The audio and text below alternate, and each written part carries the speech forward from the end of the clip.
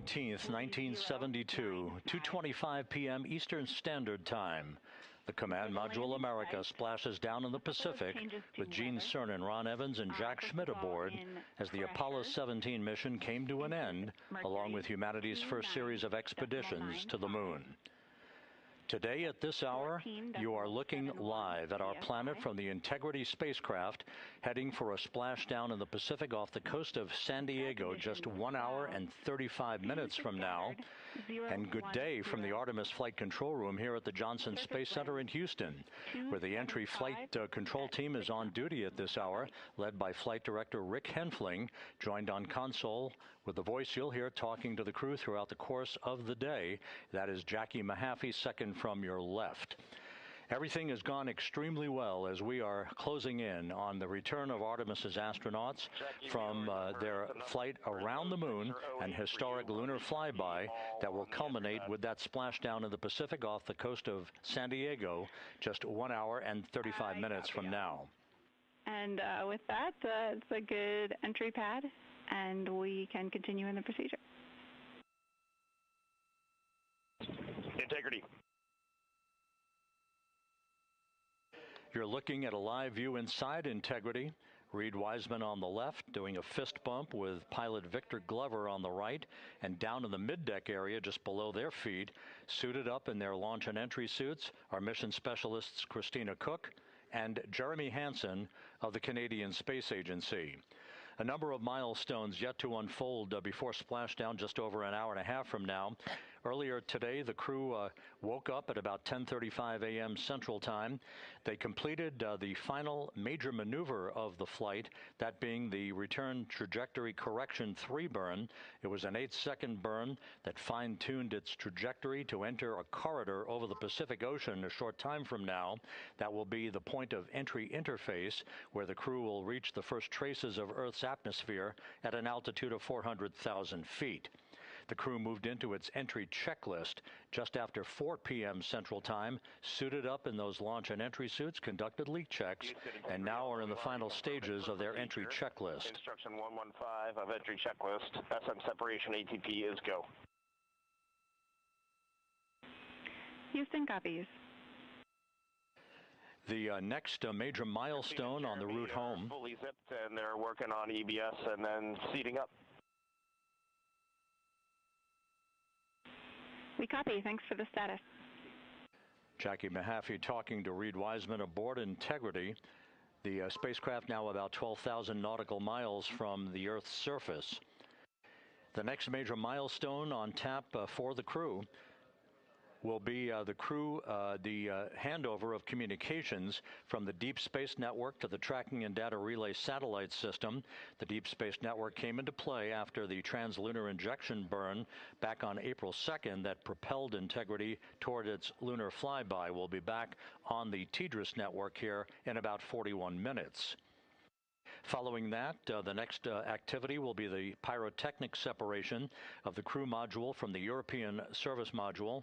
That is scheduled at 6:33 p.m. Central Time, followed 4 minutes later by one final critical maneuver.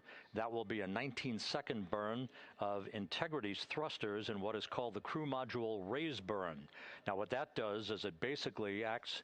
If you were sitting in a reclining chair, you'd basically tilt yourself back. It raises the aft end of Integrity ever so slightly, and that is the final opportunity for us to fine-tune the angle of attack of Integrity through the area of peak heating at entry interface. That will come a bit later on, about an hour and 18 minutes from now. So after the raise burn, we will be in the final orientation that will minimize any peak heating on the heat shield of Integrity, and prior to the time the crew enters the Earth's atmosphere at an altitude of 400,000 feet. Entry interface. This is the critical time where the crew will reach the first traces of Earth's atmosphere at an altitude of 400,000 feet, traveling 34,882 feet per second. Just 24 seconds after entering the Earth's atmosphere, we will experience a communications blackout expected to last 6 minutes in duration. This is planned, and it is caused by the interaction of the velocity of integrity with the friction of Earth's atmosphere. There will be a buildup of plasma around the vehicle, and that ionization will prevent any communications with the crew and any receipt of data by flight controllers here in Mission Control. That blackout is scheduled to begin at 6:53 and 54 seconds p.m. Central Time. Again, a 6-minute blackout that will end, if all goes as planned, at 6:59 and 55 seconds p.m. Central Time. At that point, we expect to regain communications with the crew and a reacquisition of data through the Tracking and Data Relay satellite system. We will have a series of roll maneuvers. These are computer commanded that will roll the vehicle slightly to the left, then back to the right. That will bleed off excess energy as we begin our peak period of velocity. We expect to reach a maximum velocity of 24,661.21 miles per hour, equivalent to about Mach 33 times the speed of sound, shortly after we enter that blackout period. Once we exit the blackout period, of course, we're in the denser regions of the Earth's atmosphere, and then we get set up for the parachute deployment sequence. First, the deployment of 3 forward bay cover chutes that will pull essentially the top forward bay cover off the very top of the Integrity vehicle. That will be followed by the deployment of drogue chutes, and then the final deployment of a series of 3 main parachutes at 7:04 and 44 seconds p.m. Central Time. From that point on, it is about 3 minutes or so until splashdown. Splashdown scheduled at 7:07 and 8 seconds p.m. Central Time at a gentle speed of 19 miles an hour. So just to give you some perspective, at the time that we enter the Earth's atmosphere, we're traveling somewhere around Mach 32. We will splash down at a speed of about 19 miles an hour. The G-forces that will build on the crew members inside Integrity will build to about 3.9 Gs. That is what is expected and what they have trained for and what the spacecraft is designed to support.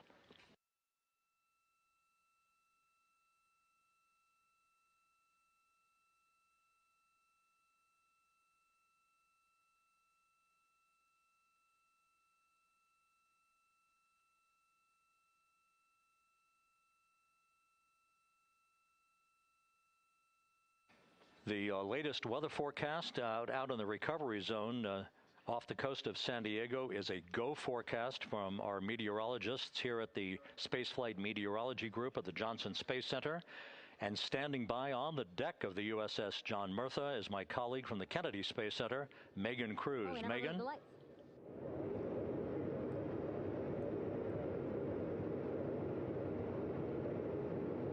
Hey there, Rob. Yeah, welcome to the bow of the USS John Murtha. This is where we will report out live updates from the ship as NASA and the U.S. military work to recover our Artemis II astronauts in just about an hour and a half. How exciting. Now, right now, as you can see, we are out in the Pacific Ocean. We are just west of San Diego. We're actually staged about 6.5 miles away from where we expect Orion to splash down. And then we will incrementally move closer. So at the time of splashdown, we'll be about 5 miles away, and then we will move to 3.2 miles away. At that point, we'll pause, make sure that all the debris that might be coming down with Orion, because basically some parts of like the parachute system, they're jettisoned off Orion during descent. So we'll just want to make sure that those all land in the water and that we are safe to move even closer. So we will make sure that we can move a little closer, and at that point we will move to a mile away from Orion. And at that point the ship will circle the capsule while NASA and Navy recovery forces work to get our astronauts out, and we should have great views of the bow from here. But also we have a ton of cameras all around the ship. For example, we actually have some cameras right to the left of me here on the bow. These are very strong, stabilized cameras. We can really get up close to make sure that we are sharing all the images we have available to you. We also will have some views from above. We actually have 5 planes providing live views of splashdown today. In fact, some of those aerial assets just took off from San Diego minutes ago. And then actually here on the flight deck, you see 4 helicopters, the 2 in the back. Those will take off in about 30 minutes from now, also with live cameras. So again, lots and lots of imagery that we hope to share with you today. And then those 2 helos in the front, those 2 will pluck the crew out of the water and fly them back to our ship. Now, the combined team here on the ship, more than 550 people, left San Diego 4 days ago, and since then I've watched different teams train every day, rehearse, final preps to make sure that they're ready for today. So to give us more of an update about how recovery is going on right now, why don't we turn over to Paul here, Paul Serpinski. He is the Assistant Artemis Recovery Director. Great to have you here, Paul. Great to be here, thanks. Absolutely. So you just left the landing forces operations center here on the ship. How are we looking for recovery? Right now, it's looking great. When I left, they were just about to get into weather briefing with Mission Control Center in Houston, but listening to the loops this morning and everything that's been going on, the reentry trajectory correction burn, the return trajectory correction burn went great. They were right down the money, right on the money, right down the middle, where they should be coming back. Our forces here are teams out in the water. All our boats are launched or will be imminently. So yeah, it's just coming along great. Yeah. It's really nice to see. We did see some of those boats float behind us. We were hoping to give you a live view, but of course they floated right out of the camera shot as you came to us. But so basically the team right now here on the ship, basically like monitoring mode, but really things will pick up about 15 minutes after splashdown. Yeah, so a couple minutes before splashdown, things start happening really, really fast. Mm-hmm. Some events during the re-entry, they're maybe a second or 2 apart, and so it just takes a whole lot of effort and a lot of updates back and forth between us and Houston to try to keep track of everything that's happening, all in real time. And then after splashdown, that's when the recovery team really kicks into high gear.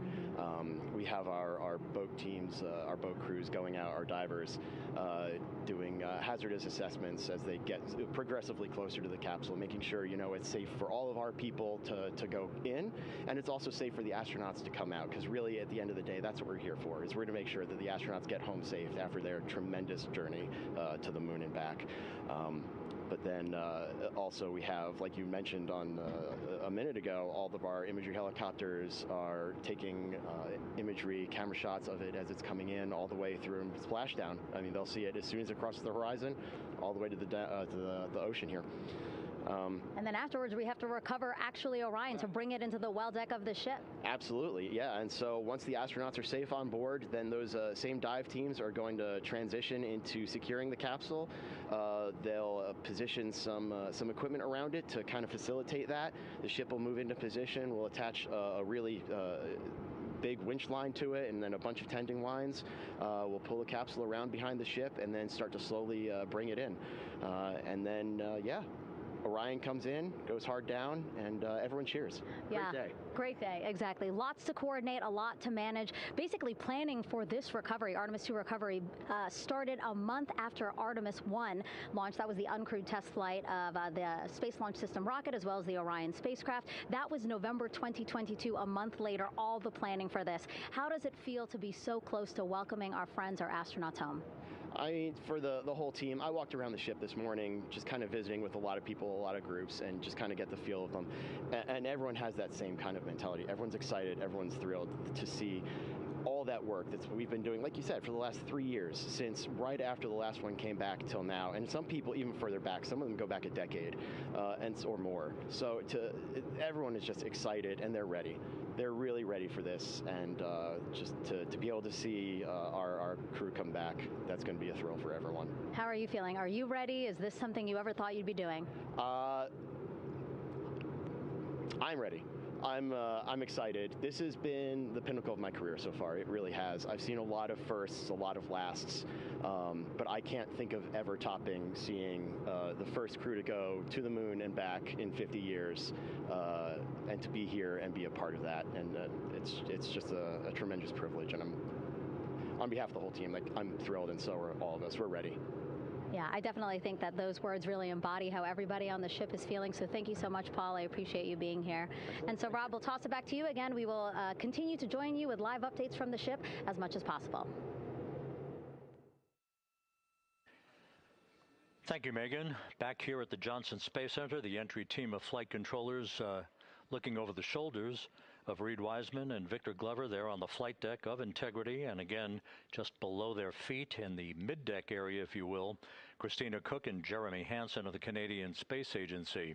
They're in the final review of their entry procedures and all of the activities that will follow here very shortly in trip hammer fashion. We should note that after splashdown occurs, the flight control team here in Houston will be monitoring the orientation of the Integrity spacecraft. We are expecting it to splash down upright in what is called the Stable 1 configuration, with the top of the spacecraft pointed upward. Stable 2 would indicate that it is upside down in the water. Regardless of the orientation, there will be 5 inflatable airbags called the CMOOS system. That's the acronym for Crew Module Uprighting System. We are suit on complete.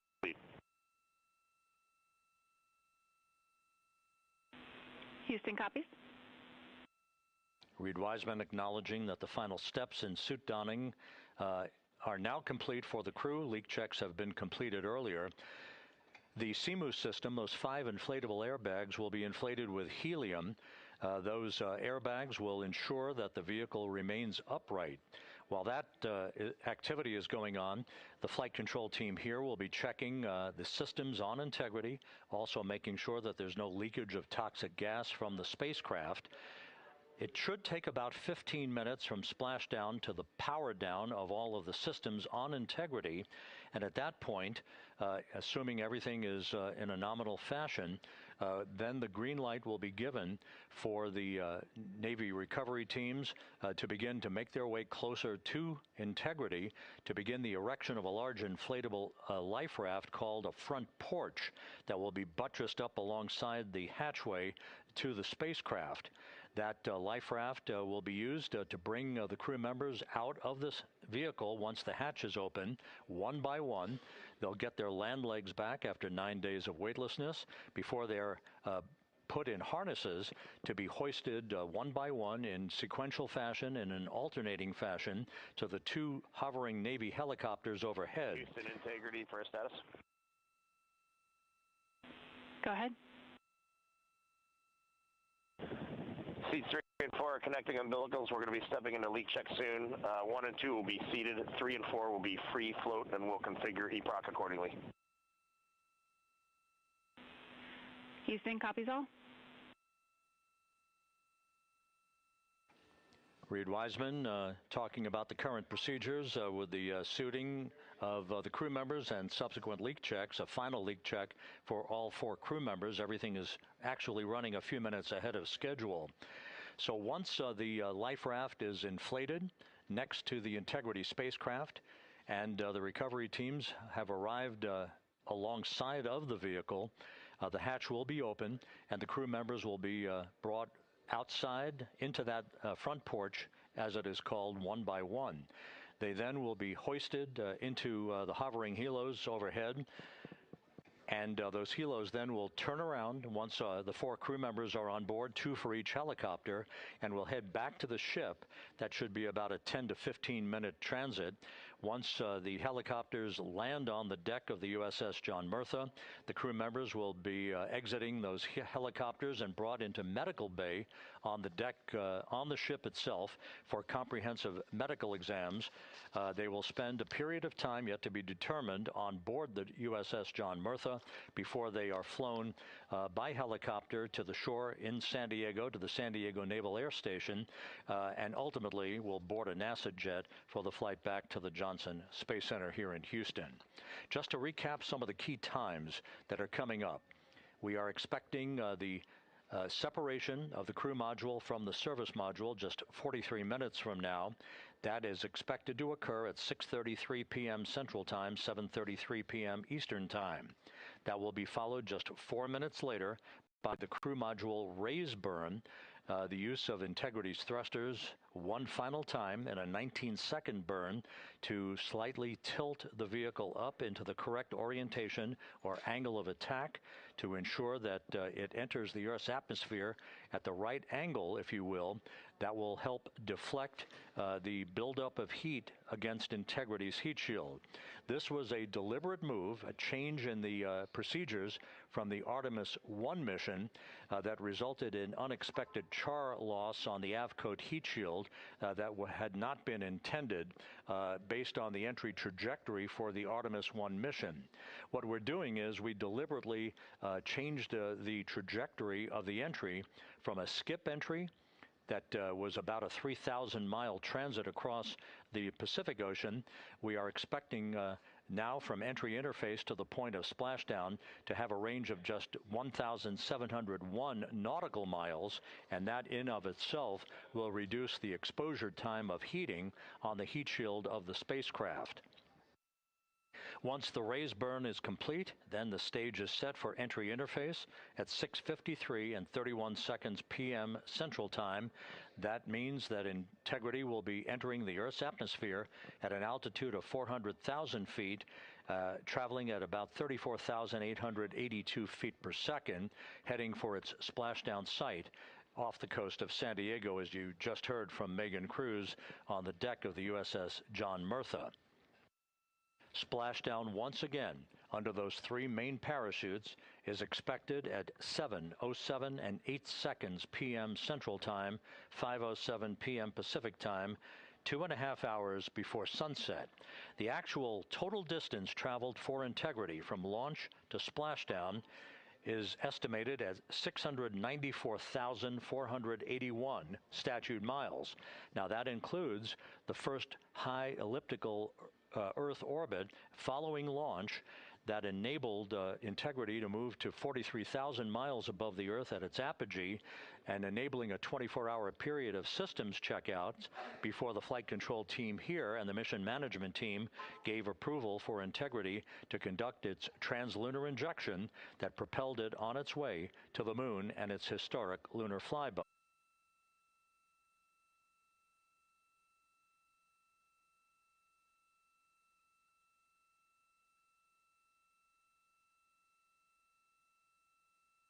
With everything proceeding on track and on time aboard Integrity, the vehicle system's in excellent shape as the Earth grows larger in the field of view.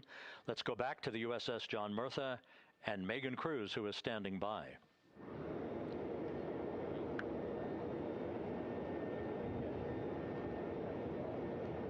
Hey, yeah, Rob, welcome back. Again, we are out in the Pacific Ocean, staged just about 6.5 miles from where we expect Orion to splash down now in just over an hour. How exciting. And the weather, awesome conditions here. I know you see some wind blowing around my hair, but really nothing to speak of when it comes to having to recover our astronauts, as well as no waves here, really.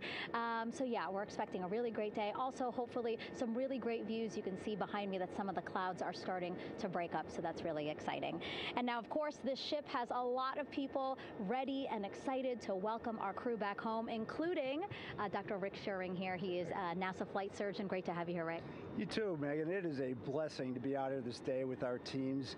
We've trained 3 years for this nonstop with the U.S. Navy and along with EGS, and we've so looked forward to this day. And you know, just by God's grace, everything's parting, the skies and everything. The crew's doing great. Looking forward to come back, and our teams are ready. So this is one of those days you've dreamt about, and now it's finally here, and we're ready, and just thankful to be a part of it. Yeah, and you play a really integral role. When was the last time you spoke to the crew, and how are they feeling in this last hour before splashdown? Sure. Yeah, so the crew woke up. When they splashed down, they were woken up about 8.5 hours ago. Me and my fellow crew surgeons, Doctors Chris Haas and Rafi Kumjian from the Canadian Space Agency, spoke with them about 6.5 hours ago, just to double check on how they were doing, if there's any medical issues, you know, how they slept, and then kind of go over their landing day protocol for their medications, for what we call a fluid load, to try to replace some of the fluid and electrolytes that they've lost with just a normal space adaptation. Once they got to space, they kind of have to replace some of that fluid to help them with the whole landing kind of readaptation to 1G, which they haven't done for the last 10 days. And then just kind of let them know how things are going to play out out with the open water teams all the way until we finally get to the med deck. So they were very pumped up, very hurried though. They had a lot of cabin configuration, a lot of things to get ready. So they're excited, but also very focused on the job that they had to do. So we've trained a long time for this, and we're ready. And you said some medications. I mean, those are kind of just to mitigate the effects of, obviously, their more than 695,000-mile journey back to Earth. It's just like anti-nausea medication, right? Yeah, exactly, Megan. The astronauts are very healthy, fortunately, and even when they come back in reentry, the human system is very kind of dynamic. It has to readapt very quickly, and one of the most common responses they get is just some stomach awareness to some nausea, even to some vomiting. And with our crews that land out in Karagana, the Soyuz crews or our SpaceX crews, they all kind of experience the same thing.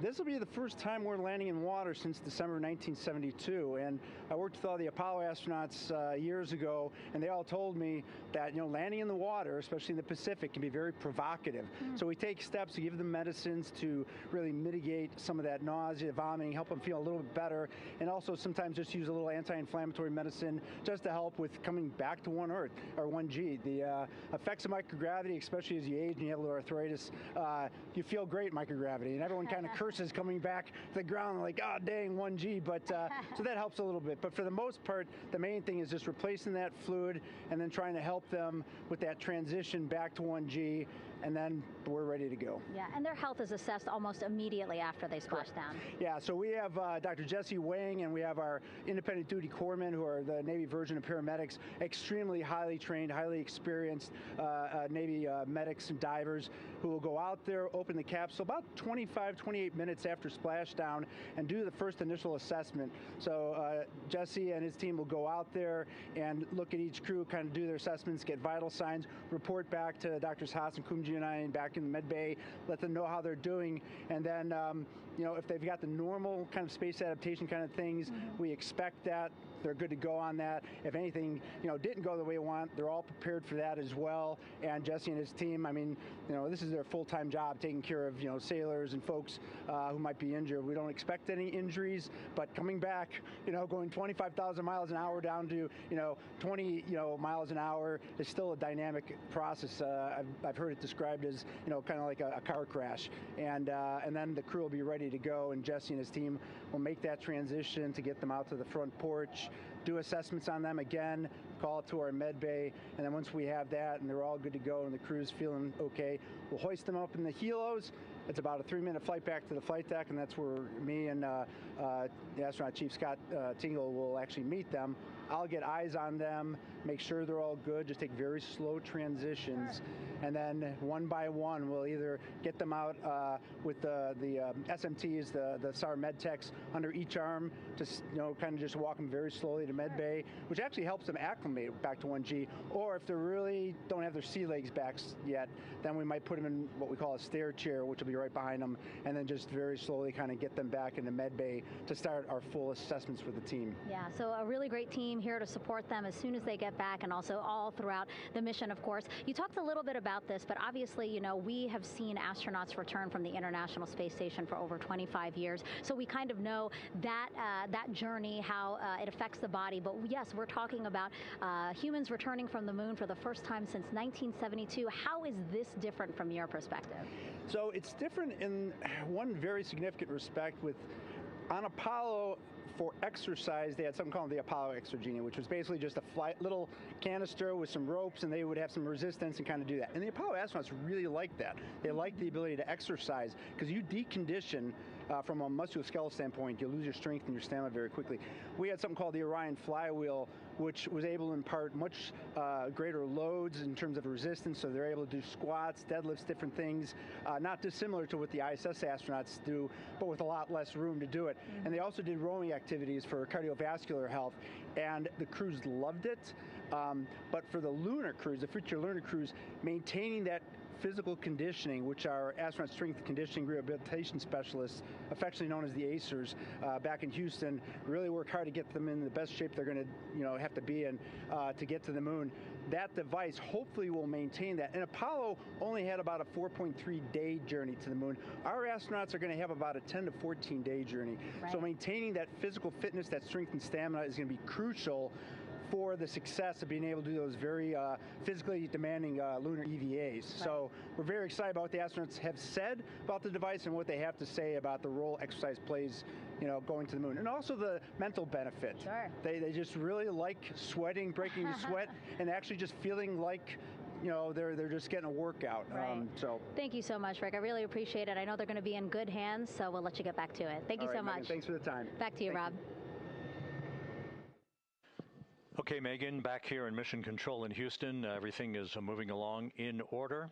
This view of Reed Wiseman on the left, Victor Glover on the right. We have good suit leak checks. Everything aboard Integrity is in excellent shape.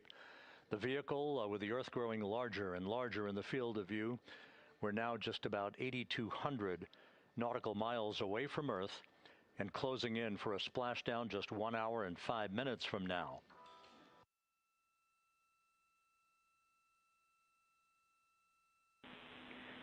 Integrity, just under a minute till your GPS maneuver initiates, and both GPS units look eager to acquire. Outstanding. Seats 3 and 4 are working on seat strap in now. Houston copies. Once again, as we start to close in on some of the major milestones, the first one coming up in just 31 minutes. And Integrity, just confirming the LCG gas trap was able to be closed out. Affirmative. Copy. Crew module, service module separation scheduled just 31 minutes from now. The key point of interest, of course, will be the performance of Integrity's heat shield during its high-speed entry back into Earth and the peak heating that is expected around the spacecraft of some 4,000 to 5,000 degrees Fahrenheit. On Artemis I, as I think most folks know by now, we flew a trajectory known as a skip entry, in which we performed an initial dip into the atmosphere to bleed off some energy. Then we skipped out of the atmosphere and dipped back into the atmosphere before splashing down in the Pacific. But after the mission was over with, we noticed unexpected liberation of some of the charring effects on the heat shield known as AVCOAT. Before the flight, we had an opportunity to sit down and talk with Entry Flight Director Rick Henfling to get a perspective on what this all means and how the mission was redesigned to try to protect Integrity's heat shield to a higher extent. Let's take a look at that interview. Returning from the moon is a lot different than deorbiting from low Earth orbit. When we return from the moon, we expect to achieve velocities upwards of 36,000 feet per second. And in order to slow down to a nice, graceful splashdown in the Pacific Ocean, the flight crew is going to experience between 3 and 4 times the force of Earth's gravity. On Artemis I, pressure buildup inside the char layer of the heat shield resulted in the char losses we saw. NASA established a Tiger team whose job was to investigate the cause of the problem and then make recommendations on how to fly the Artemis II mission safely and successfully. And so for Artemis II, we are going to fly a profile that ensures the spacecraft will not see that same type of pressure profile. And so the char losses seen on Artemis II will not be like the ones that we saw on Artemis I. Rick Henfling indicated that the orientation of the spacecraft and the shortening of the distance of transit to the splashdown zone from the point of entry interface when we reach the top of the Earth's atmosphere, which will be coming up at 6:53 and 30 seconds p.m. Central Time, should do the trick in minimizing the deleterious forces against that heat shield that were noticed on the Artemis I mission. We think we see a beautiful sunrise over the west coast of Australia.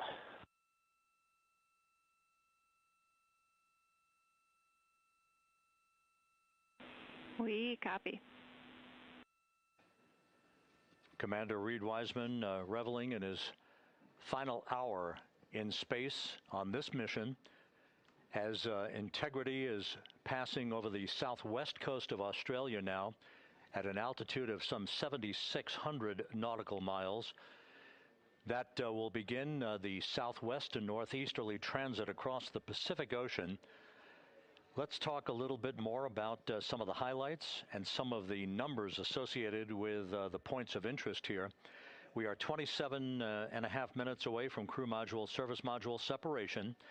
That will be followed about 3.5 minutes later by the raise burn that we've discussed, a 19-second burn of Integrity's thrusters to fine-tune its angle of attack as it enters the Earth's atmosphere. Entry interface is scheduled 47.5 minutes from now.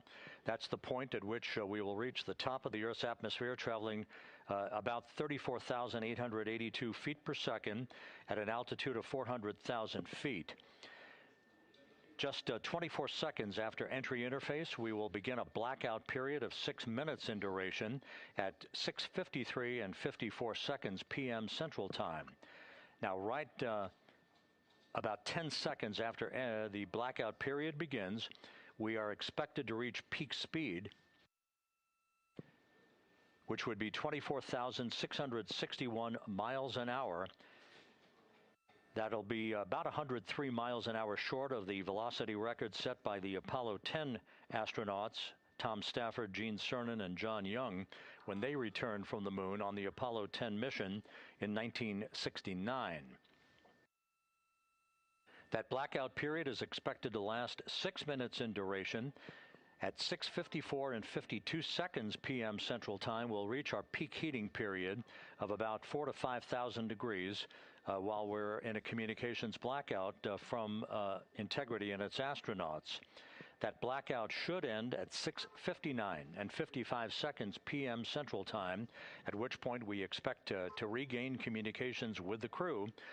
Capcom Jackie Mahaffey here in the flight control room will be talking to the crew, calling them, and we'll await a response from the crew as they come out of that blackout period. And at that point, their altitude will be just 157,000 feet above the Earth, traveling at 13,000 feet per second with a range to splashdown of just 147 nautical miles. From that point on, the next key series of events will be the deployment of a series of parachutes that we discussed before. First, the forward bay cover chute deploy that will pull the forward bay cover away from the top of Integrity, followed by drogue chute deploy, and then the main chute deploy that's expected at 7:04 and 44 seconds p.m. Central Time. That will begin the gentle descent of Integrity towards its splashdown at just a velocity of just 19 miles an hour. And that will begin the recovery operations that you just heard Megan Cruz discuss with her folks on the USS John Murtha. All of Integrity's systems in great shape. The crew is suited up. Leak checks complete as we stand by for the next major milestone, which will be the crew module service module separation just 24.5 minutes from now.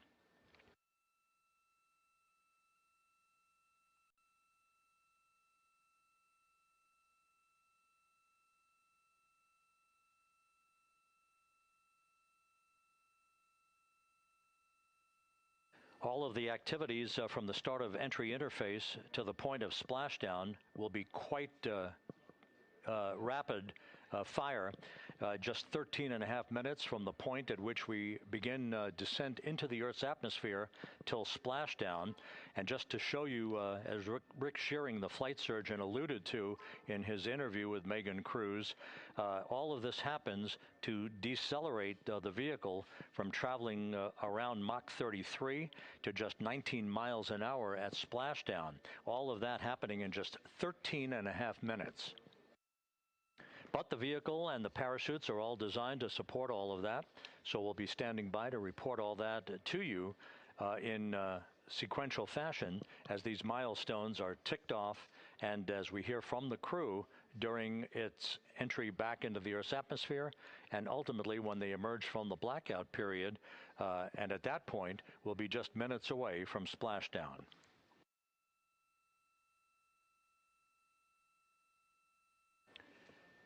So with all of those preparations ongoing, we can return here briefly for another report from the USS John P. Murtha and Megan Cruz. Megan?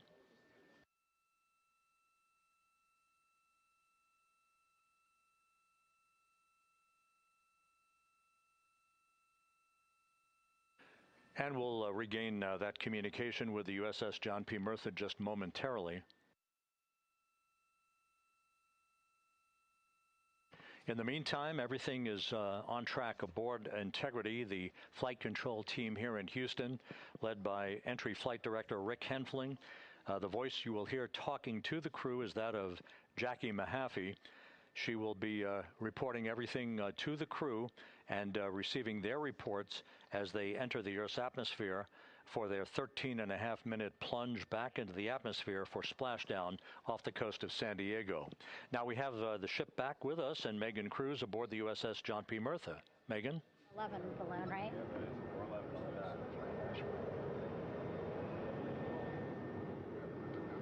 Hey, Rob, yeah, the excitement is really building here on the ship. I'm watching right now one of the weather balloons being lofted up from the ship. Again, weather balloons, very important for us to make sure that we are tracking the right kind of weather and also the data that's needed for what's called our Sasquatch team. Again, it's a team out of NASA that basically makes sure that the debris that comes off of Orion, again, some of those pieces of the parachute system, make sure that they don't fall on us here in the sea, and also our aerial assets, our folks in helicopters. So watching that float away right now. But with me right now is Captain Eric Kenny. He's the commanding officer of the John P. Murtha naval ship. Thank you so much for being here. There are so many moving parts that you have to keep an eye on. That's absolutely right, yeah. But first of all, on behalf of the crew of USS John P. Murtha, Megan, thanks for having me on today. Happy to tell you what we're doing and excited to get the interview started. Yeah, absolutely. Why don't we actually take a look at the flight deck here? We'll start there. Basically, we also, while watching this weather balloon float away, we noticed all 4 helicopters leave the flight deck. We now have an empty flight deck. We had 2 imagery helos as well as the 2 crew helicopters that will go recover the crew. This is just one of the many things that, again, our ship of 550 people, it's something that you oversee as commanding officer. Yeah, absolutely. Every commanding officer, I would say really every naval service member, our priority is always safety. And as the commanding officer, I take that as one of my primary roles here on board. Mission accomplishment is important, safety always. So my day really has, I would say my message to the crew has sort of changed over the past 24 hours. As we're leading up to today, we've been building up the excitement and motivating the team for the training that we've executed. But really over the past 24 hours, now I'm trying to get us to slow down a little bit. Trust our training, right? Don't believe all the hype. Don't believe everything that's going on. Just let's trust what we've done to get to this point, and if we do that, we'll be successful today. Mm-hmm. And also part of the big success is obviously the coordination between NASA and the U.S. military. How does it feel being able to support the human space program we have?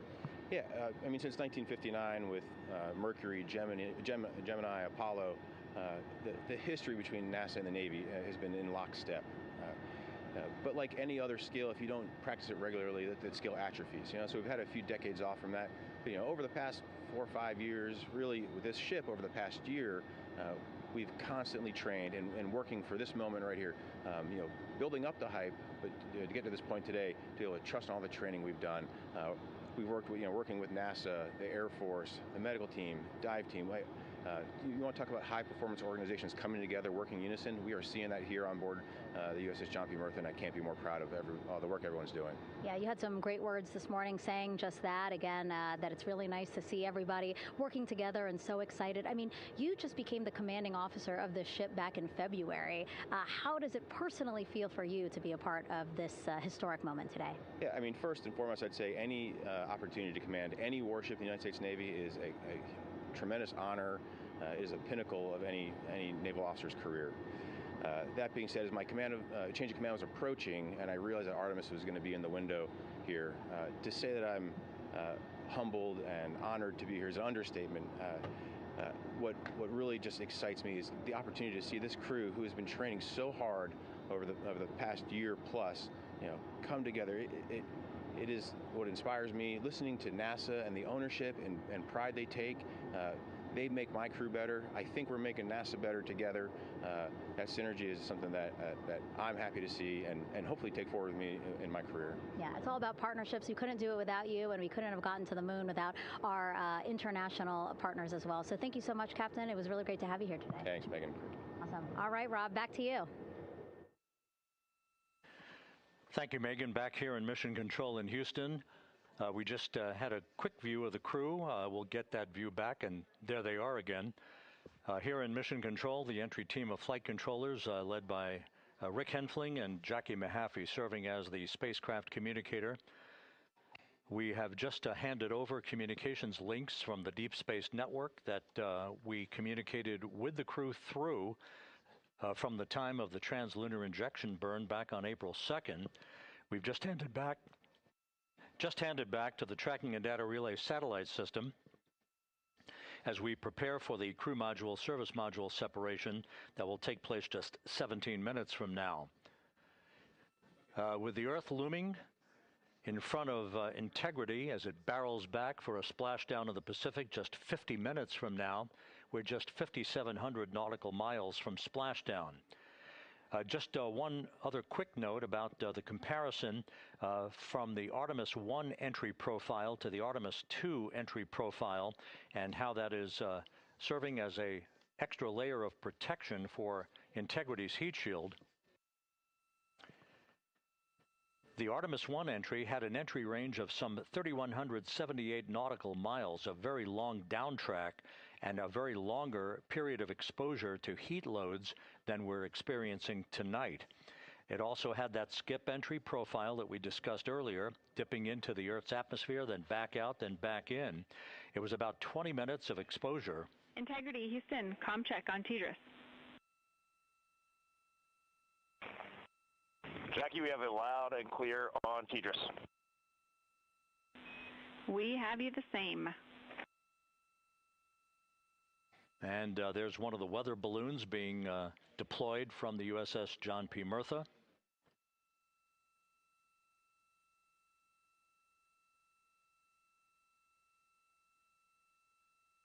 So the Artemis I entry had the vehicle. Any update on GPS? We haven't seen a track in yet.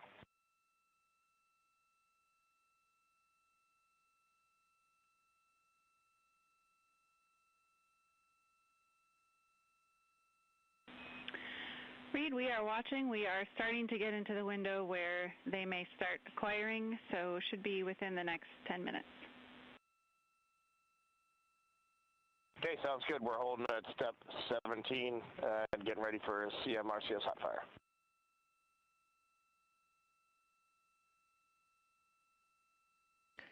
And that exchange indicating that we are expecting to acquire data from the GPS system on board. That'll be a navigational tool that will basically tell Integrity's computers that they're on track down the center line of the corridor for the entry interface that will lead them to their splashdown point.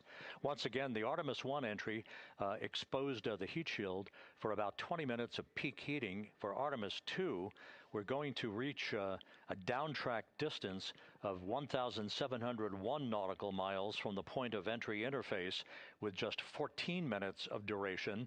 And it's basically a different angle of attack, a little bit steeper angle of attack that will protect the heat shield from excessive heat loads. So that is the difference between Artemis I and Artemis II, all designed into this mission to gather data, to protect the heat shield, since the Artemis III mission and beyond will have a different designed heat shield that will allow that skip entry type of profile to be resumed for all of the future missions coming back from the south pole of the moon when we initiate lunar landings.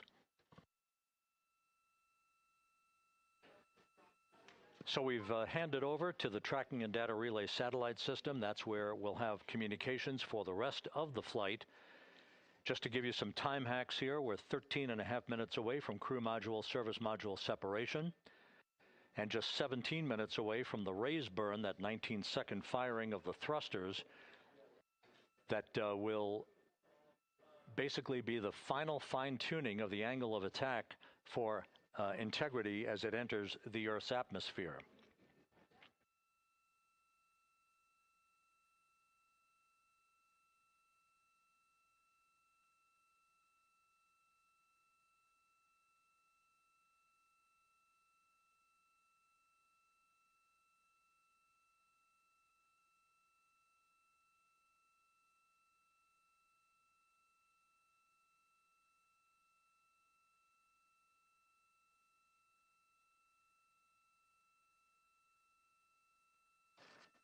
And once again, a dueling box view of some of the assets that are involved in recovery operations today. The Integrity, cabin configured, all crew suited and seated. Houston, copies. That confirmation from Reed Wiseman aboard Integrity, as you see the assets being deployed to the splashdown zone. At the time of splashdown, we expect the John P. Murtha to be about 5 miles away from Integrity, keeping a safe distance until we are sure that the vehicle is in the water and upright, and that it is in a good configuration system-wide for the recovery teams to begin to approach the vehicle to erect that inflatable raft. 2 minutes to CM RCS warm-up hot fire. We're ready. That call from spacecraft communicator Jackie Mahaffey indicating that we're 2 minutes away from a quick burst of the reaction control system. Thrusters, that will be a hot fire test prior to the separation of the crew module from the service module. The European service module has performed flawlessly throughout this flight. Everything, all the burns that had been prescribed for that service module have been executed on time and without a problem. There is the European flight control room that has overseen the manufacturing, the design of the European service module. They deserve quite a bit of credit on this mission for not only propelling the Integrity and its astronauts toward the moon, but also conducting the fine-tuning of its trajectory to bring it to this point where we are dead spot on down the middle of the corridor trajectory-wise to bring Integrity down for its splashdown in the Pacific just 44 minutes from now.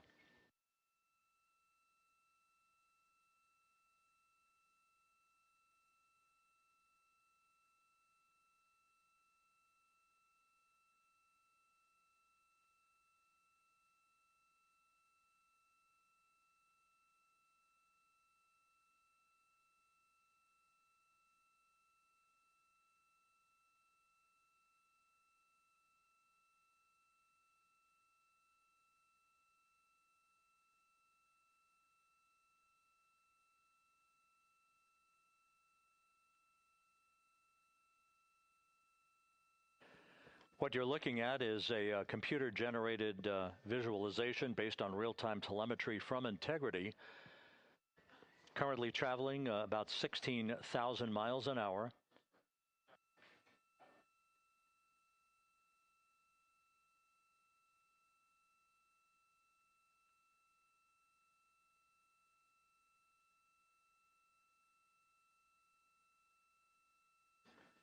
Integrity traveling about 16,000 miles an hour. For the prop cautions, we're taking a look. Copy that. Now just about 5,100 miles from Earth. Splashdown scheduled 43 minutes from now. We're just 9.5 minutes away from the crew module service module separation.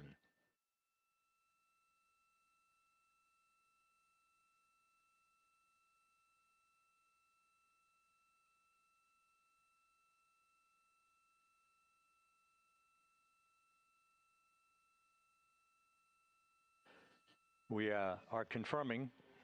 Integrity, we are assessing details, but so far looks like a good hot fire. Looks good on board, Jackie. Thank you. And Jackie Mahaffey took the words out of my mouth. I was just about to say that we had a good hot fire test of the thrusters in advance of the crew module service module separation that's coming up just 8.5 minutes from now. This will begin the period in which we will have rapid-fire succession of critical activities on board that will lead to entry interface just 28 minutes from now, where the vehicle will enter the Earth's atmosphere at an altitude of 400,000 feet. The time of entry interface, 6:53 and 30 seconds p.m. Central Time.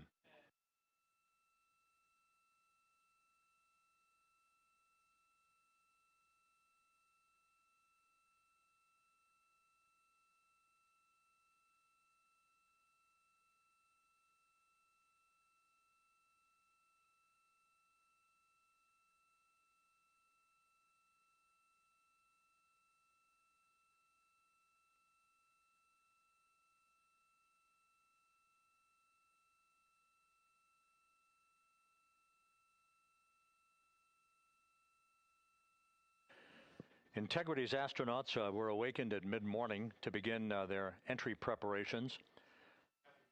And propulsion officer now reports a good hot fire test in preparation for the crew module service module separation.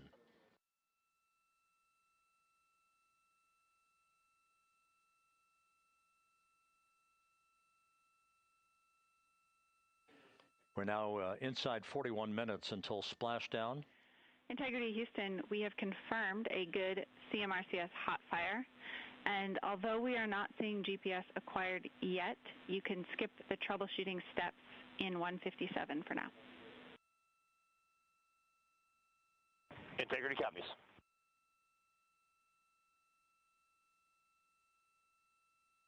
That GPS discussion indicating that we will be acquiring navigational data for Integrity through the Global Positioning System equipment on board. We just don't have it yet, but we will. All of Integrity's systems are in great shape to support its high-speed entry into the Earth's atmosphere. It, once again, will reach a peak speed of 24,661.21 miles an hour. Your call, GPS. We at least have GPS 1 looking good on board.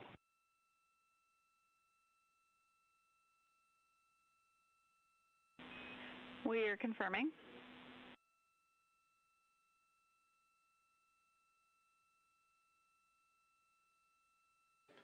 The guidance, navigation, and control officer here in Mission Control confirming that we have good lock on GPS data.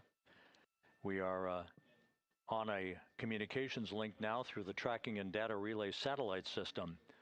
Now, following splashdown, we're going to lose that link and go to what's called a VLDR, a very low data rate communications link, so that we can talk to the crew inside Integrity as they are on the water.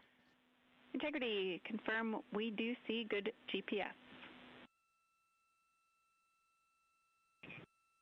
We do too, especially GPS 1 is accepting in nav channels 1 and 3. That GPS data is basically telling Integrity's onboard computers its position relative to the Earth, but its trajectory and its orientation according to flight dynamics and the guidance, navigation, and control officer is spot on. We have now armed the pyros for the crew module service module separation coming up less than 5 minutes from now.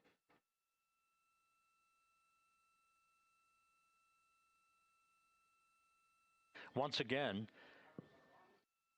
just 10 seconds after entry interface, we will see Integrity reaching its peak speed of 24,661.21 miles per hour.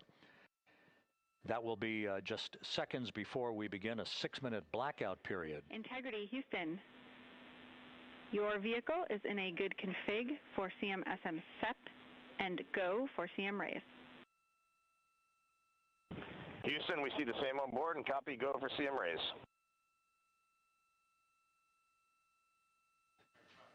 That CM raise referred to as the slight firing of 19 seconds by Integrity's thrusters with a change in velocity of 9.9 feet per second, a slight nudge of the aft end of the vehicle so that it's tilted a bit upward, providing the final angle of attack as the vehicle enters the Earth's atmosphere.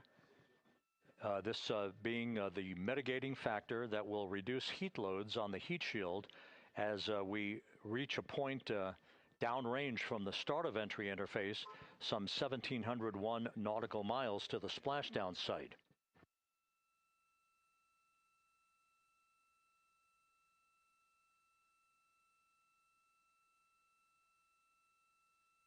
Integrity systems in excellent shape. We are currently 3,300 nautical miles left in this mission. Splashdown scheduled 36 minutes, 39 seconds from now.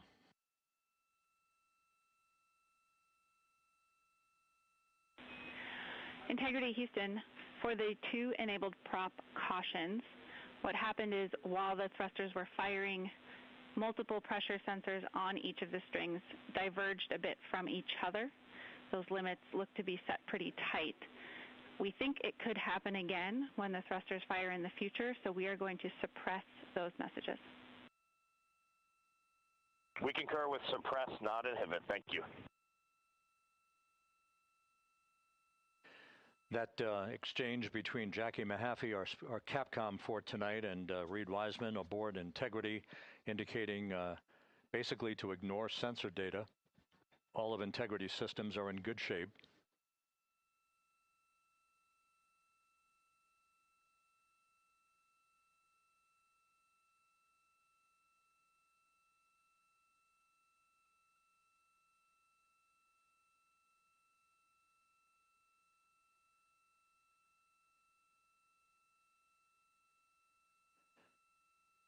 Now, coming up on about 90 seconds till the crew module, service module separation.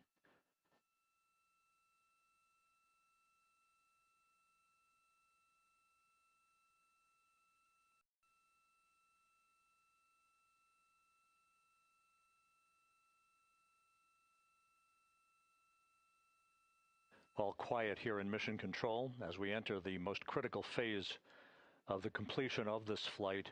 All of the preparatory activities leading up to the vehicle entering the Earth's atmosphere just 21 minutes from now.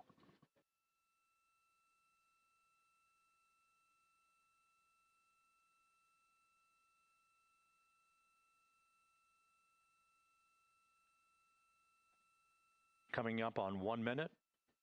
Mark 1 minute till crew module, service module separation.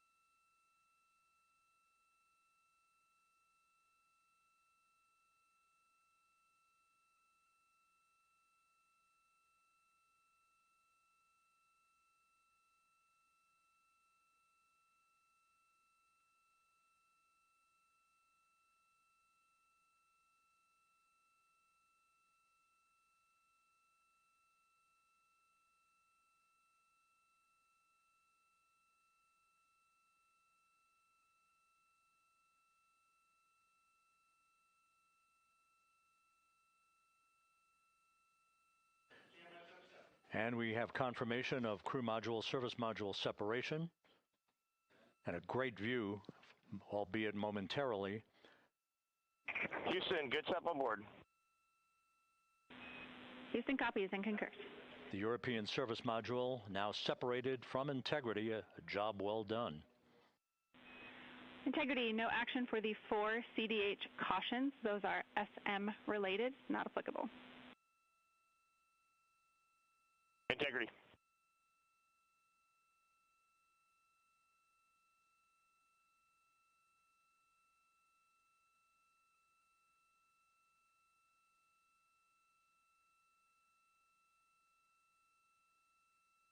So, with Integrity now flying free on its own for the remaining 32 minutes of this mission. Next up, the raise burn, a 19-second firing of Integrity's thrusters. Good GPS 2.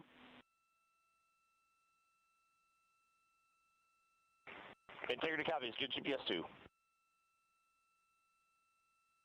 Coming up on the 2-minute mark until the raise burn. Again, this is the final tweaking of the orientation of Integrity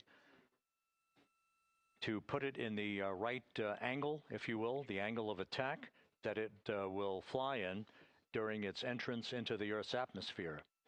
Entry interface now just 18 minutes, 25 seconds away. This is a visualization, but driven by real-time telemetry. This is the maneuvering of Integrity to the raise burn orientation. Just 2,800 miles from Earth.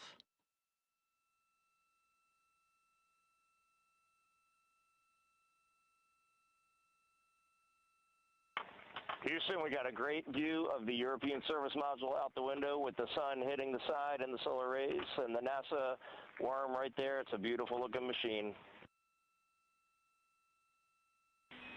Roger.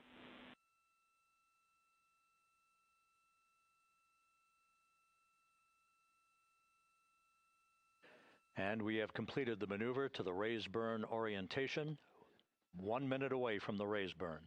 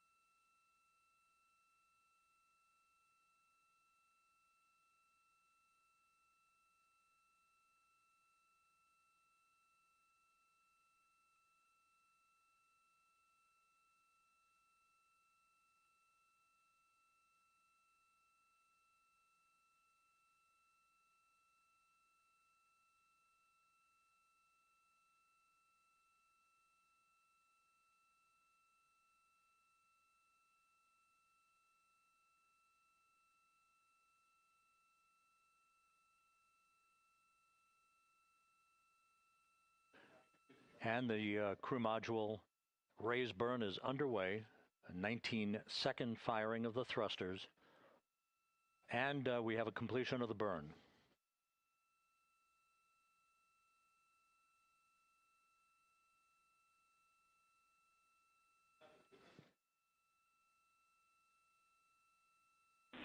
Integrity, good. CM raise burn. Your flight path angle is within limits.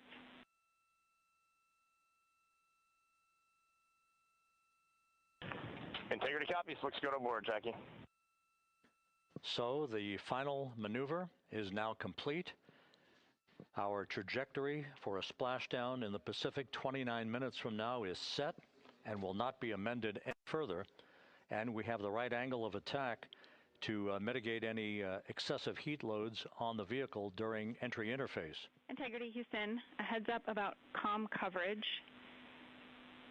When you perform the 180 roll, for the first minute or so in that attitude, we expect about a minute LOS. We copy.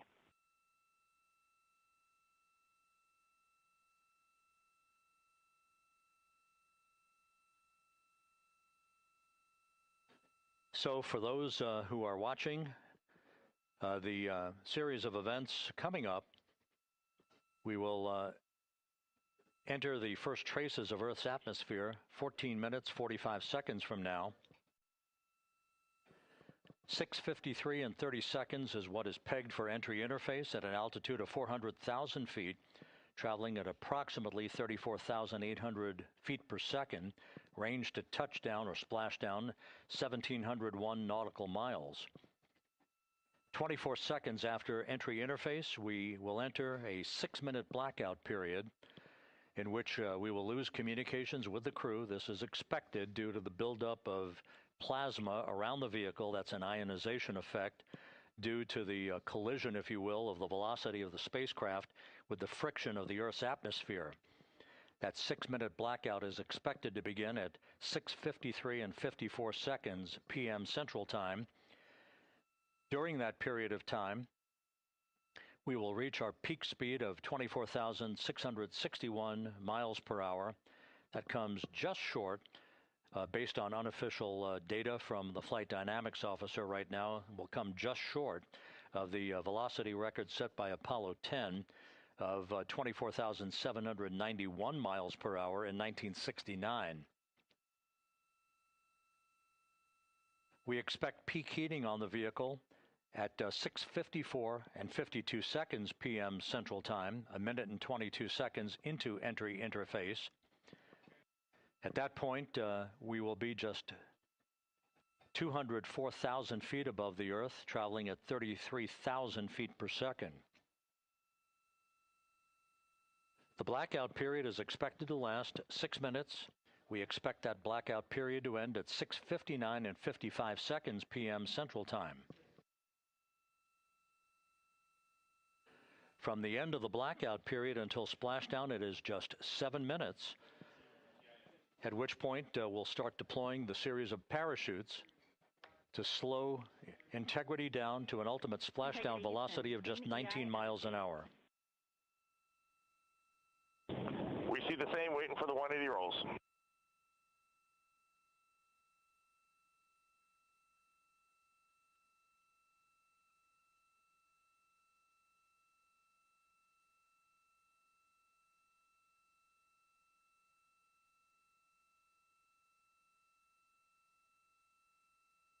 The parachute deployment sequence, once again, will come in several segments, but in rapid fire succession. And we have a great view of the moon out window 2. Looks a little smaller than yesterday. Guess we'll have to go back.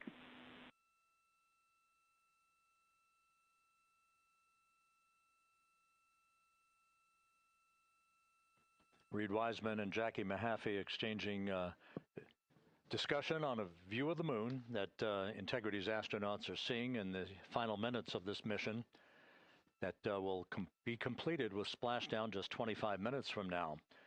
3 forward bay cover parachutes will be used to pull the forward bay cover off the top of the vehicle. Then 2 drogue parachutes will be deployed to slow and stabilize the crew module during its descent, followed by 3 pilot parachutes that will lift and deploy the main parachutes from the forward bay. The final sequence will have 3 main parachutes deployed.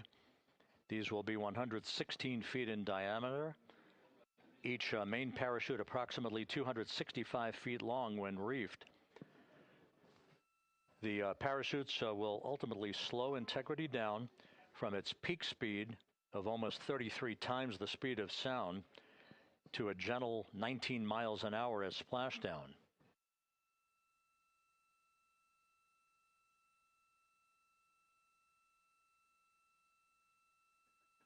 The vehicle is now currently in a roll to the proper attitude for entry interface.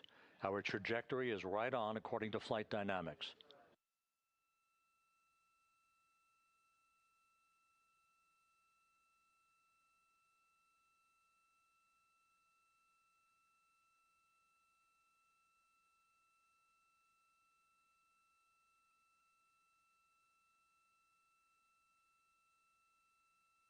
Integrity is on a trajectory from southwest and northeast across the Pacific Ocean, descending at a rate of 15,000 feet per second.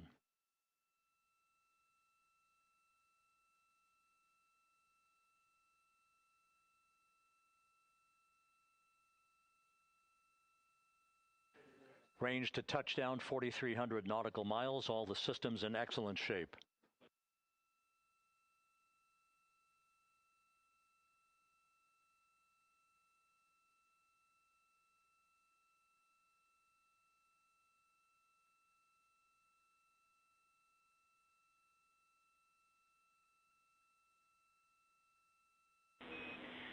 Integrity, Orion in the EI roll 180 attitude. Looks good on board, Jackie.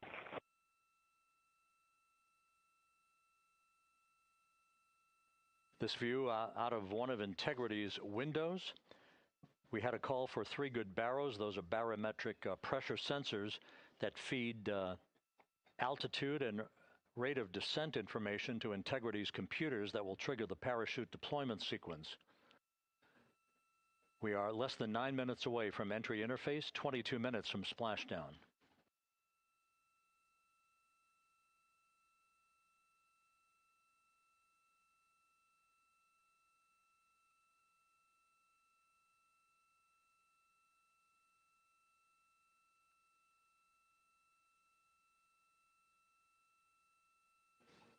You can see the reflection of one of the crew members in the window.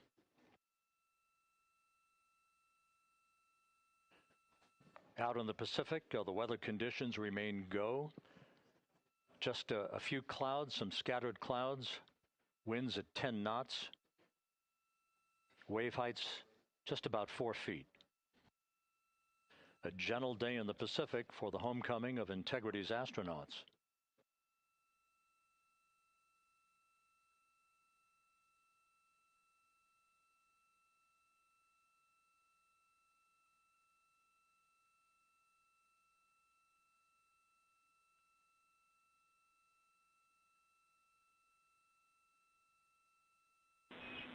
Integrity back in EI attitude.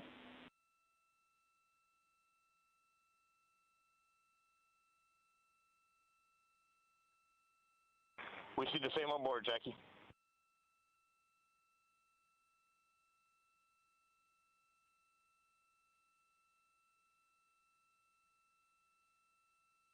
Houston, purge is complete. Crew and vehicle are configured for entry. Houston copies. And we're in step 37, transferring nav state to BFS.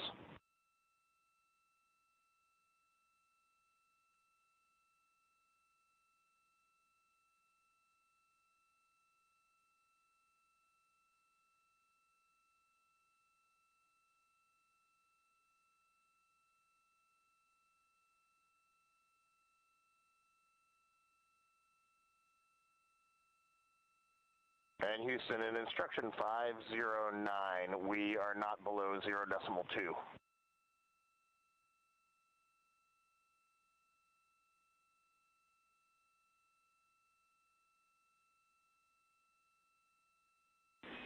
Integrity, no action required. Integrity.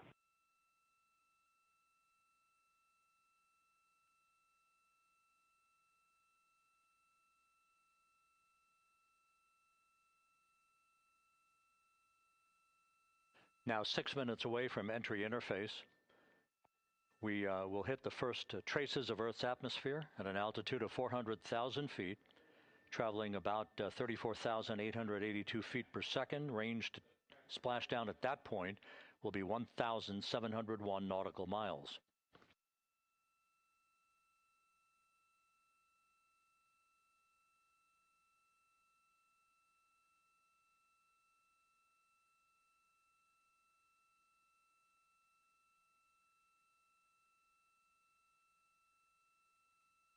And once again, just a reminder, some 24 seconds after entry interface, we do expect to lose communications with the vehicle and the crew during a 6-minute blackout period when a plasma shield will build up around the spacecraft due to the ionization, due to heating effects.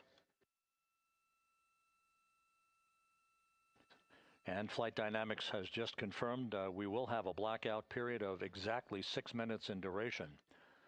And once again, that's due to the fact that a plasma buildup around the vehicle will prevent communications and data, so we will not be able to talk to the crew members at that time, nor will we receive data here in the flight control room.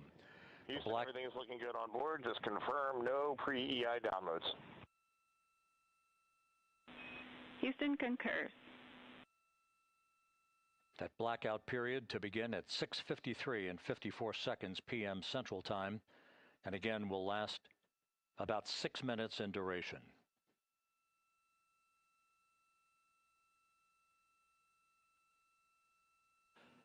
We're 4 minutes away from entry interface.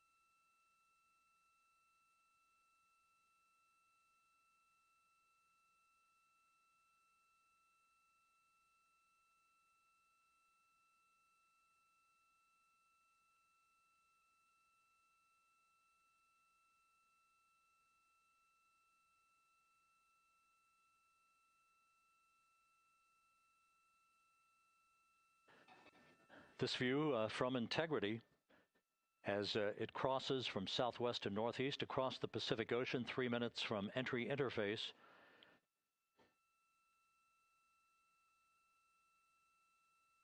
"16.5 minutes till splashdown."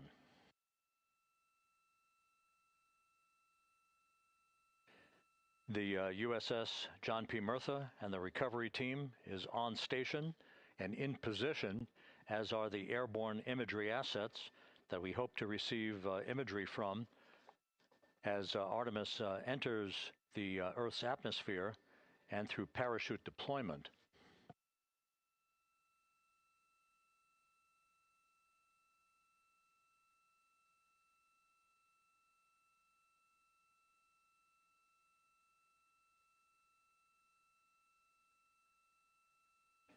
All of Integrity's systems are in great shape. The crew is ready to complete its mission just 15.5 minutes from now. All of the activities today have gone off in perfect fashion. No issues with the vehicle, no issues with the crew. And the weather at the splashdown site is go.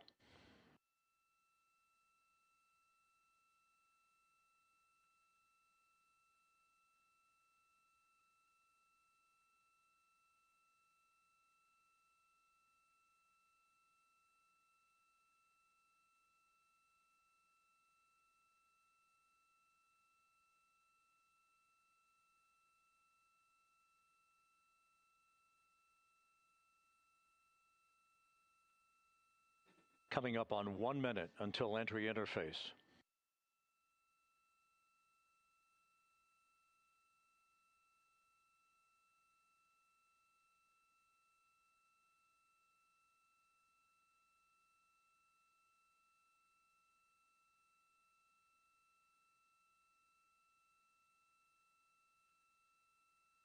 Mark 1 minute until entry interface. 1 minute, 20 seconds until the expected start of our 6-minute blackout. Integrity, 1 minute to a 6-minute blackout. Integrity.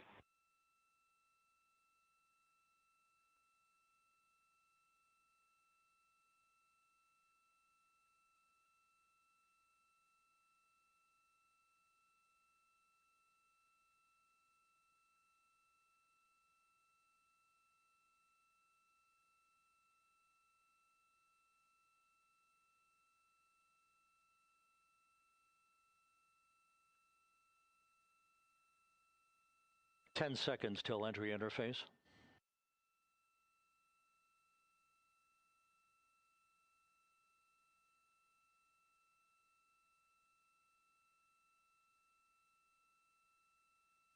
And we have crossed the threshold, now entering the Earth's atmosphere. We're at 400,000 feet, traveling 34,800 feet per second.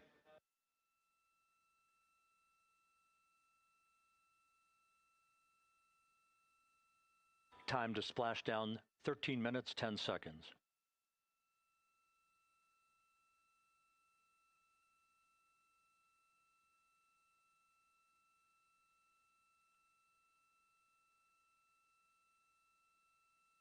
And as predicted, we've entered our communications blackout.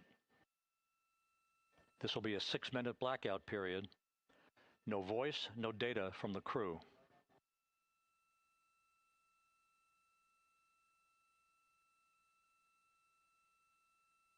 We're 30 seconds away from the anticipated point of peak heating on the vehicle, where temperatures will rise to about 4,000 to 5,000 degrees Fahrenheit. This is the true test of our trajectory.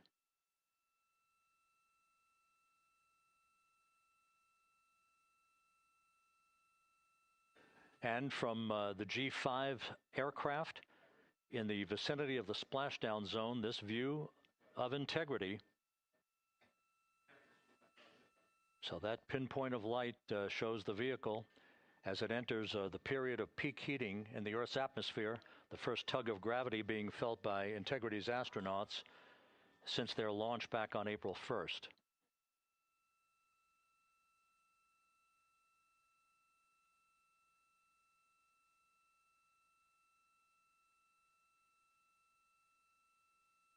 Four and a half minutes until the end of the blackout period. Time to splash down, 11 minutes, 33 seconds.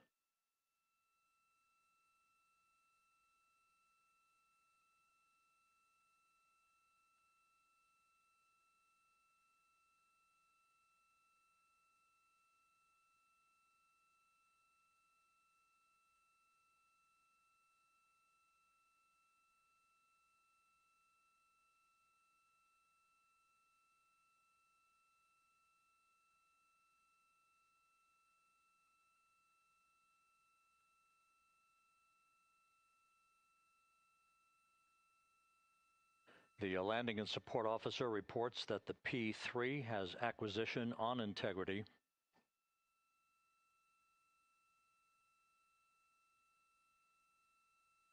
3.5 minutes left in this blackout period. This is a visualization of the plasma buildup around the spacecraft and the repelling of that heat on Integrity's heat shield.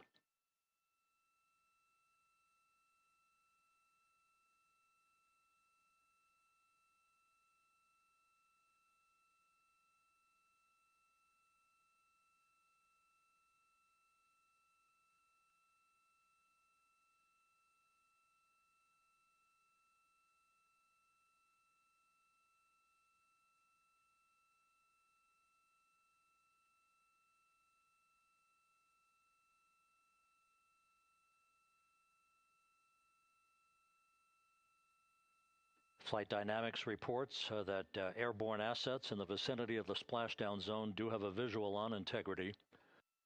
Still 2 minutes and 40 seconds left in our blackout period. Time to splashdown, 9 minutes, 35 seconds.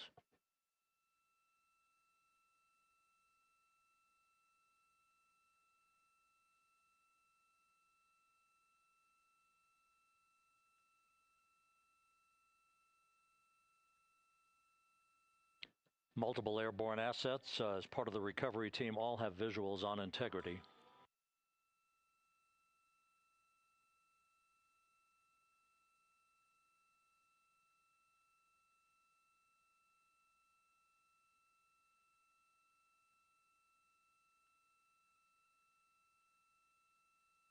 And the WB-57 flying in the splashdown zone also has a visual.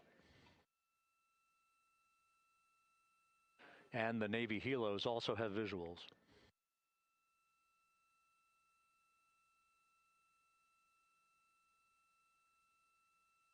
We're still in the blackout period. Still do not have communications from the crew.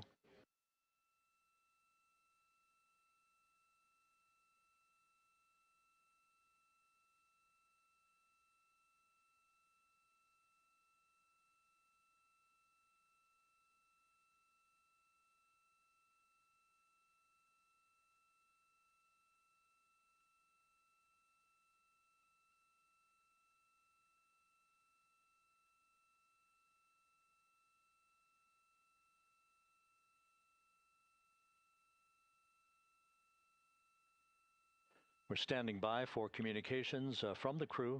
We should be out of the blackout period less than a minute from now.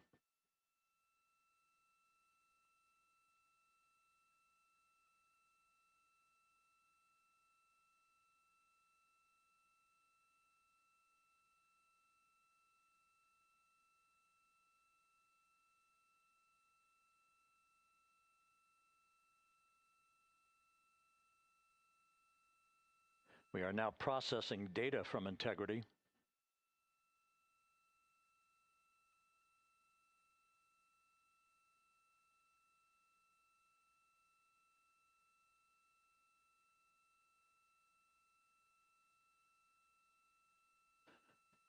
Landing and support officer reports the small boats are en route to the splashdown target zone.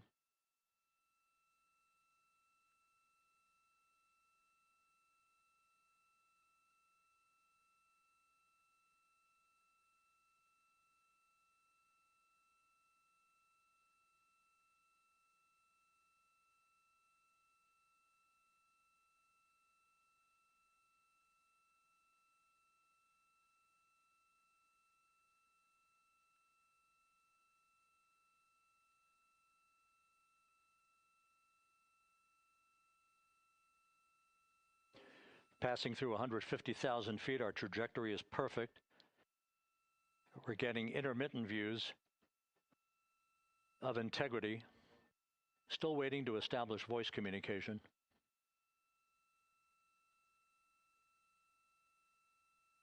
Integrity, Houston, comm check, post-blackout.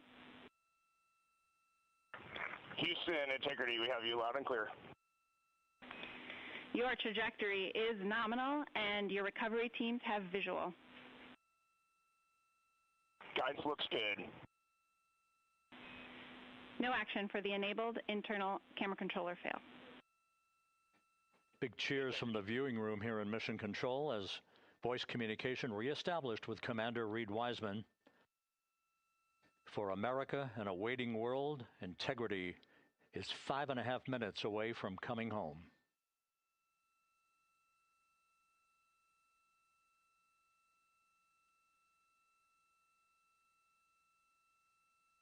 Passing 100,000 feet now. Range to splashdown 19 nautical miles.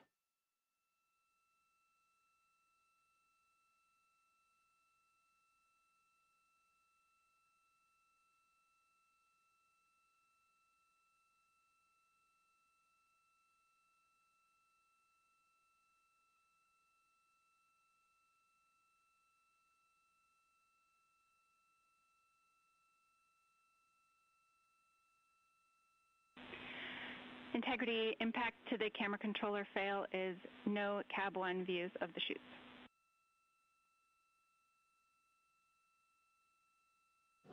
Integrity. We're processing good data through the GPS system. A good view of Integrity, time to splashdown 4.5 minutes.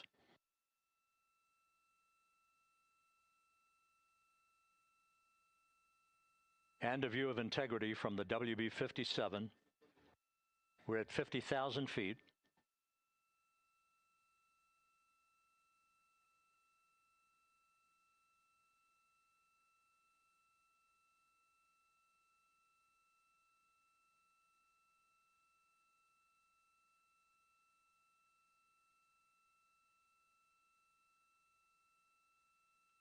The pyros are armed for forward bay cover jettison.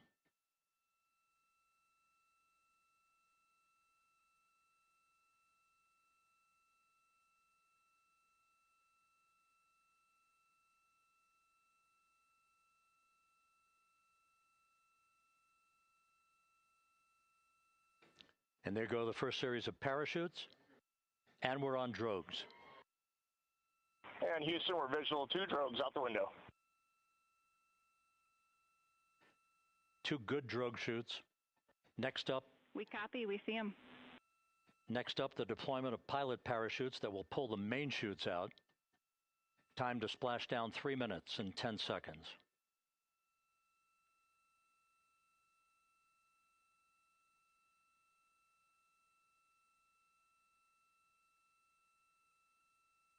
Perfect descent rate according to flight dynamics. Good rates on 2 drogues.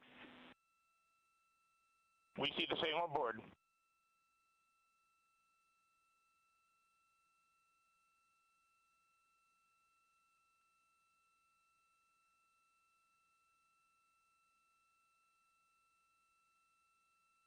Passing through 10,000 feet, still on drogues.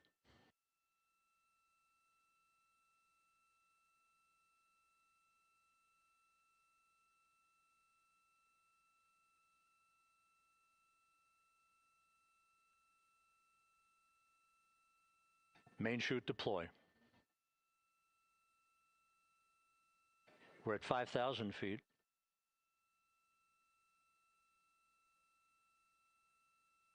Search and recovery beacon has been activated on Integrity.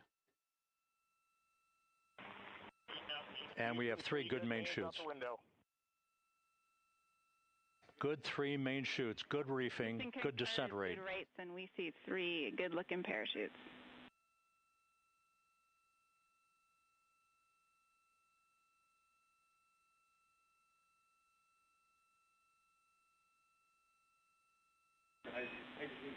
Integrity, cabin pressure indicates no need for hydrazine checks. Integrity copies. This is a perfect descent for Integrity. Its crew sounding hale and hearty on board. Time to splashdown 1 minute, 15 seconds.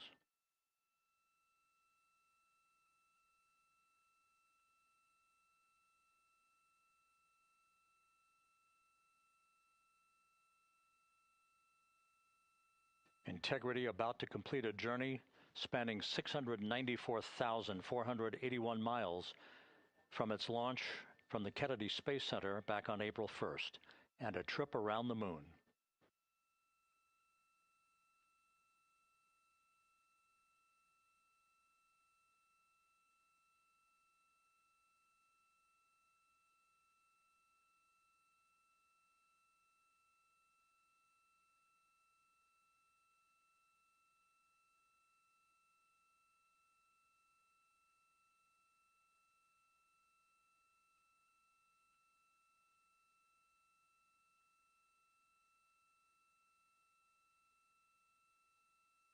passing through 1,000 feet.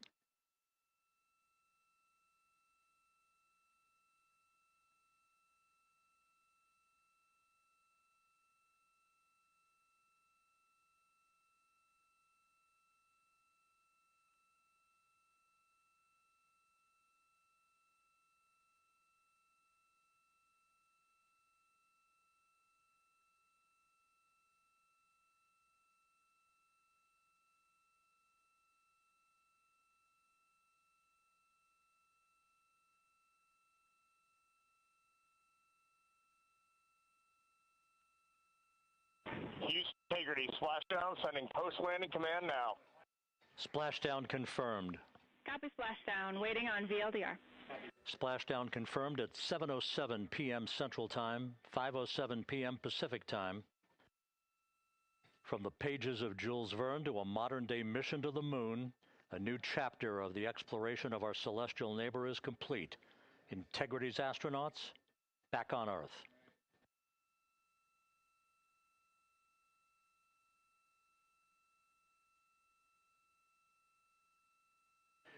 And the landing and support officer reports the vehicle is stable 1. We still will be deploying the crew module uprighting system to maintain that orientation. A perfect bullseye splashdown for Integrity and its 4 astronauts.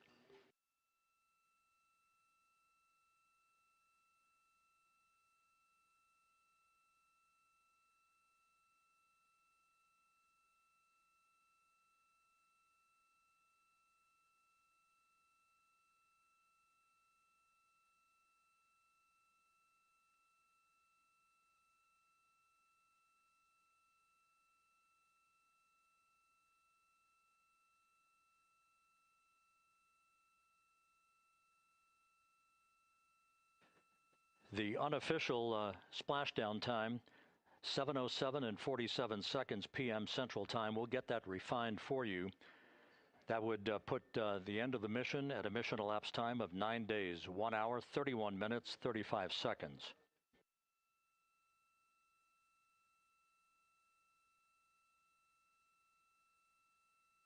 And we're configuring for very low data rate.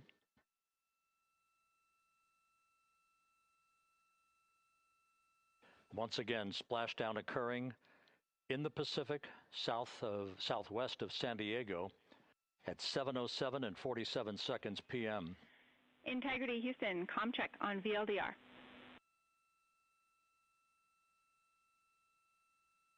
Houston, we have you loud and clear on VLDR. How us?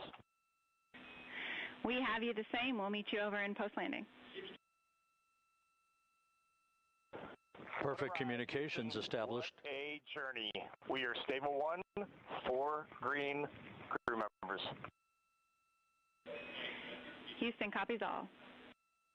Reed Wiseman reporting 4 green crew members. That is not their complexion. That is the fact that they're in great condition. That's what that means. So stable 1, upright. The crew module uprighting system is being deployed. The 5 airbags being inflated through helium to maintain the upright configuration for the vehicle. This was a textbook entry and a textbook touchdown for Integrity.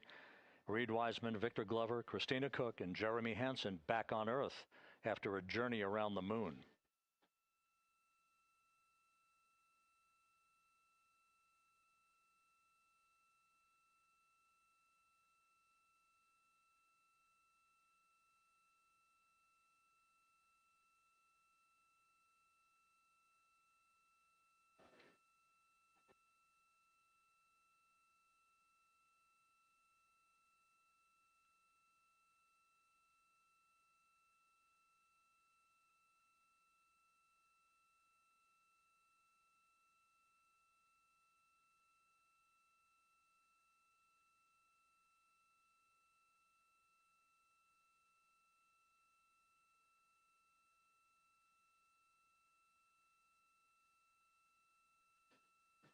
We continue to monitor the functioning of the CMOOS system. The airbags are being inflated to maintain a stable 1 or upright configuration. And there's a good view from one of the naval helicopters hovering overhead. Reed Wiseman reporting 4 green crew members, meaning they're all in excellent shape.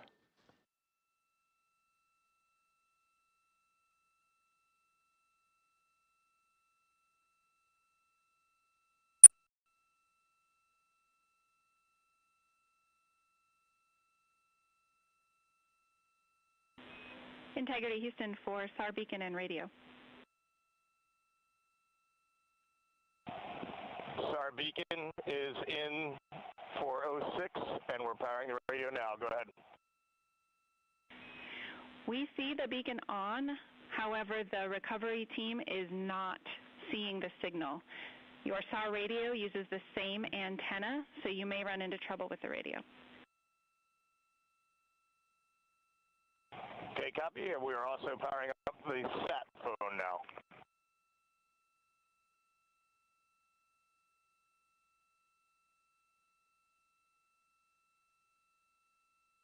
So Integrity is in great shape, and as the crew continues its post-splashdown timelined activities on board, Reed Wiseman once again reporting that all 4 crew members are in excellent shape.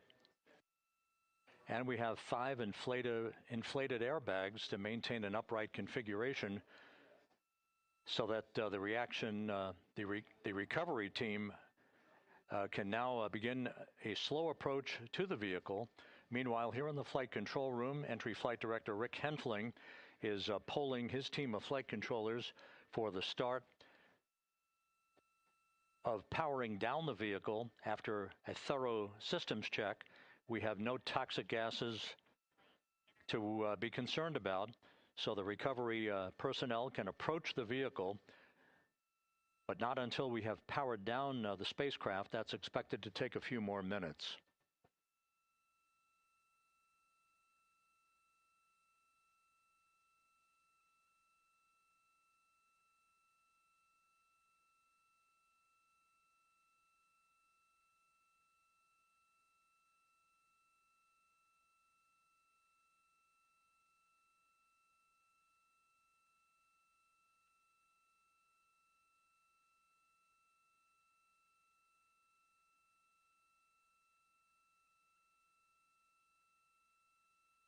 Integrity back on Earth following its historic flyby of the moon.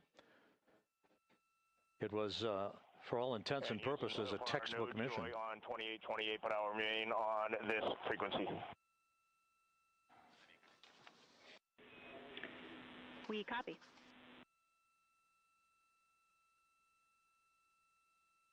Reed Wiseman indicating some trouble with the SARSAT phone on board.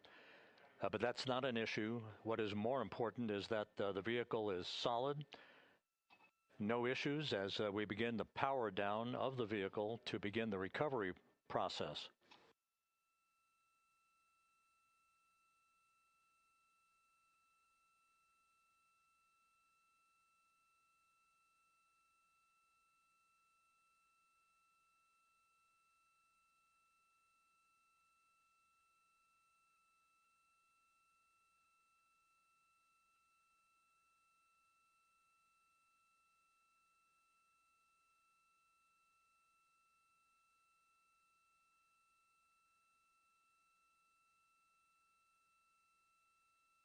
The propulsion officer here in Mission Control reports that we have safed the prop system on Integrity.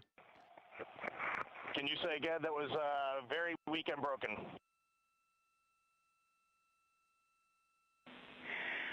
Integrity Houston did not call.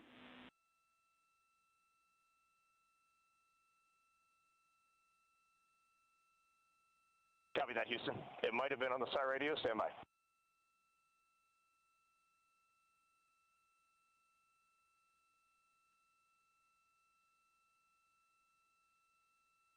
All of the milestones were executed in perfect fashion. Integrity entering the Earth's atmosphere right on time, reaching its peak speed shortly after a blackout period began. We emerged from the blackout period, but the recovery imagery airborne assets were able to pick up Integrity's descent almost immediately through entry interface tracking the vehicle all the way down. And finally, you saw the sequence of chute deployments. First, the forward bay cover being pulled off the top of the vehicle by a series of 3 parachutes. Then the drogue chutes were deployed, followed by the 3 main chutes that slowed the splashdown velocity of Integrity to just 19 miles an hour.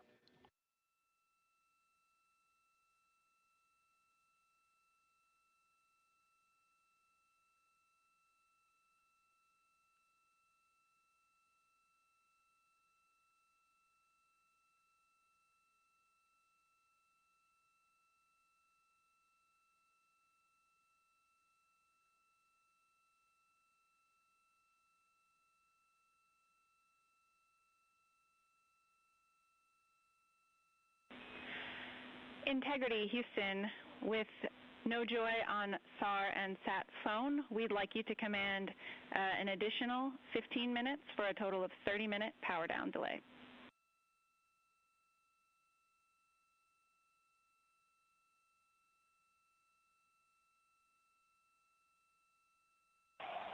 All right, Jackie, we have selected T/D+30. No joy on SAR radio or sat phone.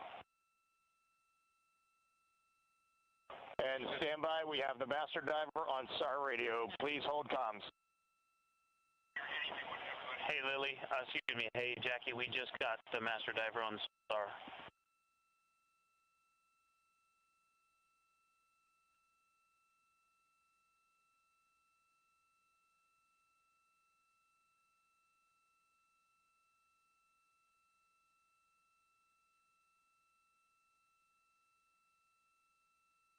A good view of one of the fast boats. Integrity, Houston, if you are happy with your comm with master diver, you can go back to the 15-minute power down.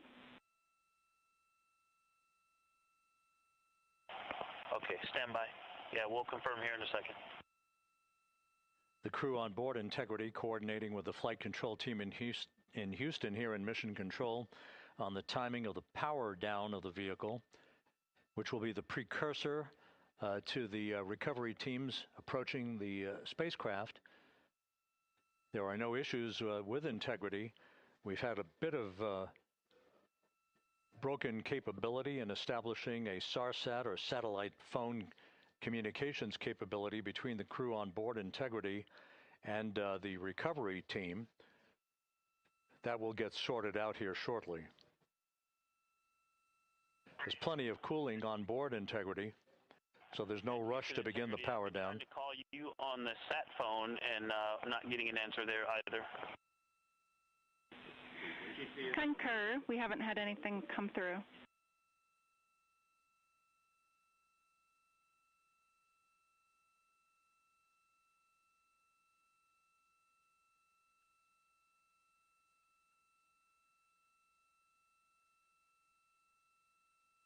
And Houston, if you could relay to recovery that we hear them, but it does not appear as though they are hearing us.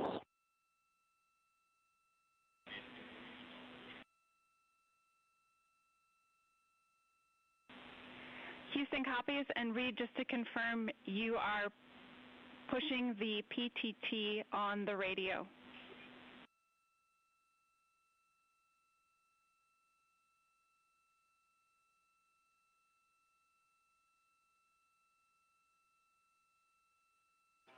So as we continue to sort out the communications between Integrity and the recovery teams, we are standing by for the initiation of the power down procedures that, as you see, the recovery teams are moving towards the side of the capsule. The next major event will be the erection of that large inflatable raft called the front porch. That will be the port of call for the crew as they're being extracted one by one from the vehicle.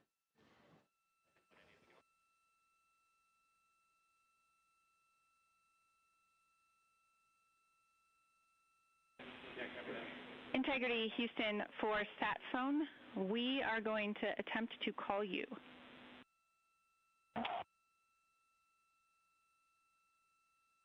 Good idea, standing by.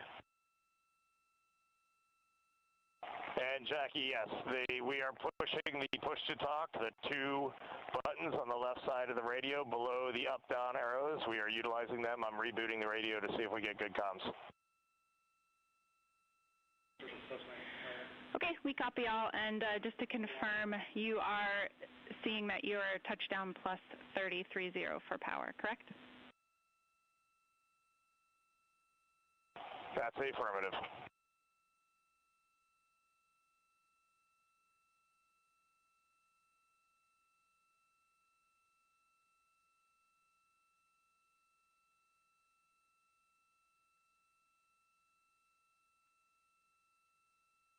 We are trying a backdoor approach to have mission control here call the crew on their satellite phone. This is all part of the coordination for the power down of the vehicle that will initiate the actual recovery operation.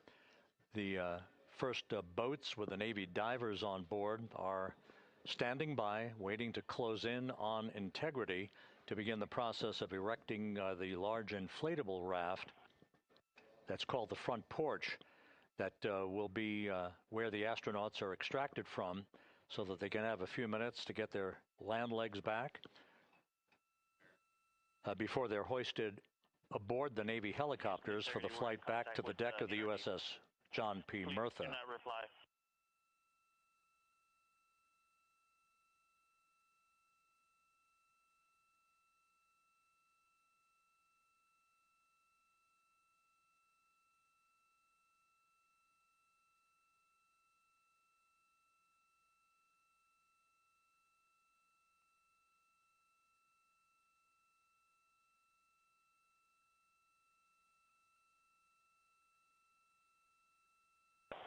And Houston, please don't reply. NRD, very weak, but readable. Master Diver, we can hear, but they cannot hear us.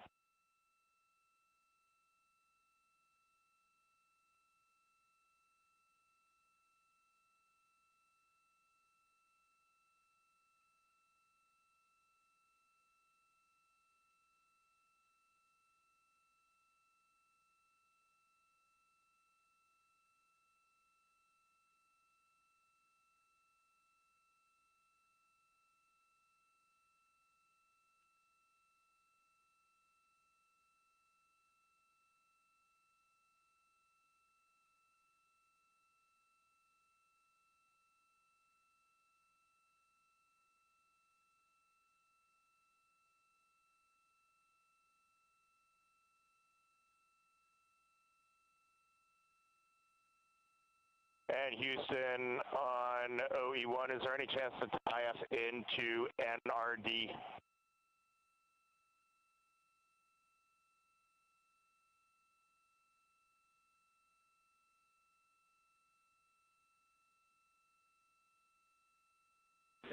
Checking.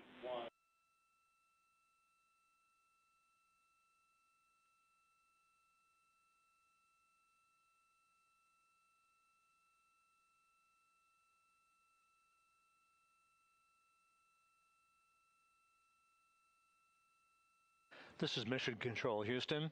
While we stand by for the establishment of communications between Integrity and the recovery team that is basically standing by very close to the spacecraft, we're going to go to the deck of the USS John P. Murtha, where Megan Cruz is standing by with Administrator Jared Isaacman.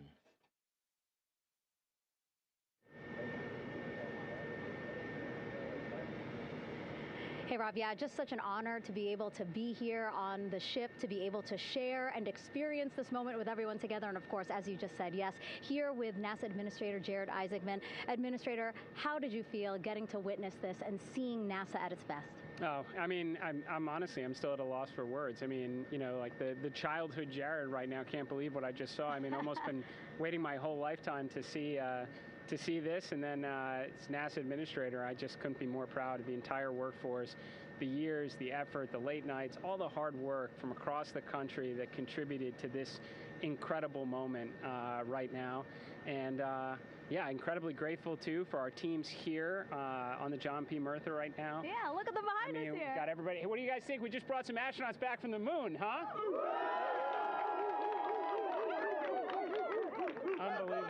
Thank you. Yeah, so grateful to the Navy, the sailors that are here, the NASA teams. I mean, this is a joint effort that's on their way right now. These recovery forces are getting out to our Orion spacecraft, to Integrity, to get our astronauts back on the ship safely. Yeah, and this is not just an accomplishment for NASA. This is an accomplishment for humanity. Again, a historic mission to the moon and back. How does this make you feel, and what do you hope people take away from this?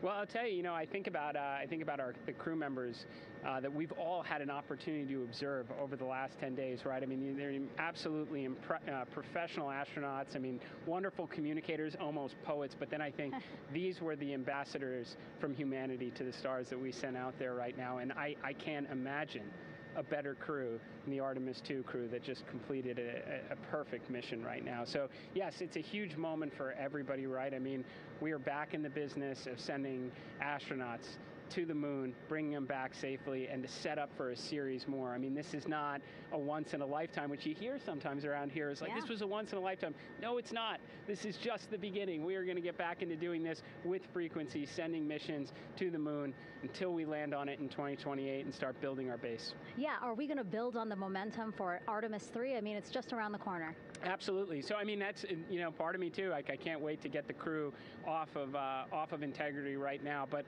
also getting Integrity back on this ship so we can start taking a look at it, because all that data is so precious to us right now. I mean, we are going to definitely want to take a good look at the thermal protection system. We're going to want to download all the data they couldn't transmit back to us and use that to inform Artemis III. But we're already making progress, right? You had SRB segments already showing up at KSC. Core stage for Artemis III is rolling out on April 20th.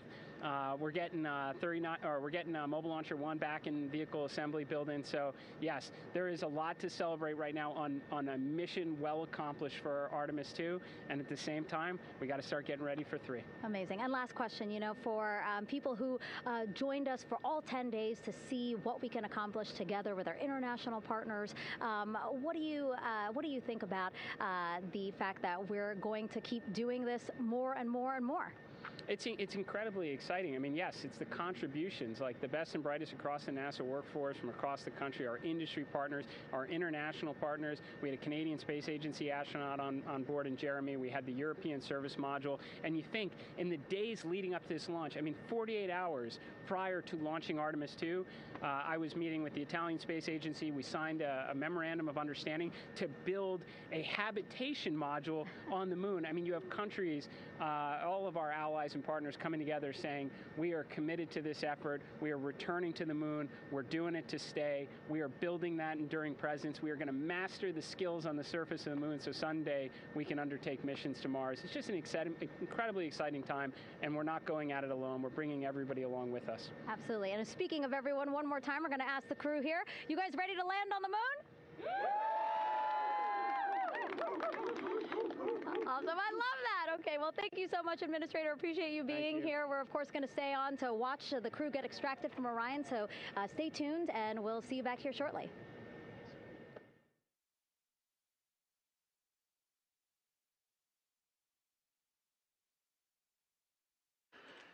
Thank you, Megan, and thank you, Administrator Isaacman. We are in the process of working to establish that communications link and to establish the procedures that will lead to the power down of the spacecraft, which is gently bobbing in the Pacific following a bullseye touchdown that occurred at 7:07 p.m. Central Time, 5:07 p.m. Pacific Time, 2.5 hours before sunset in the Pacific, southwest of San Diego. We have once again heard from the crew during that interview opportunity with the administrator, and we have 4 healthy crew members on board.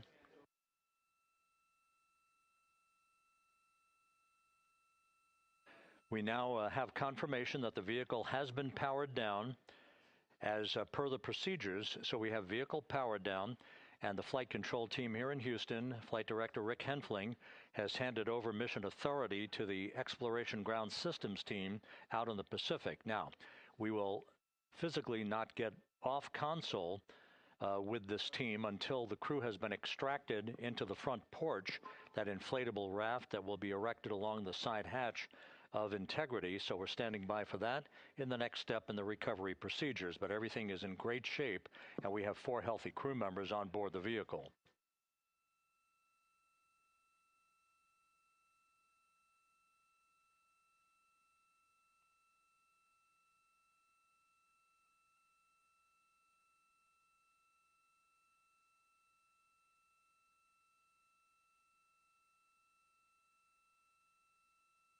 All of the entry events went by the book, no issues, perfect trajectory for integrity that was culminated with one final raise burn to improve the angle of attack for the vehicle as it entered the Earth's atmosphere. All of that flight dynamics computation worked like a charm.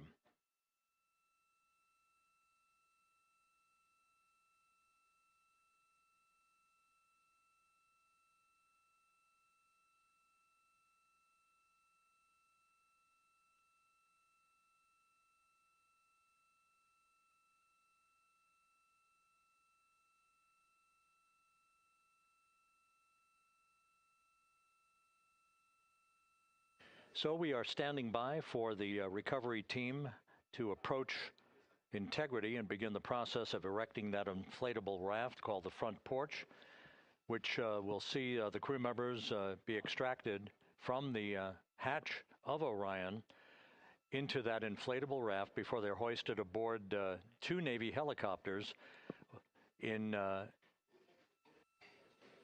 variety of different configurations.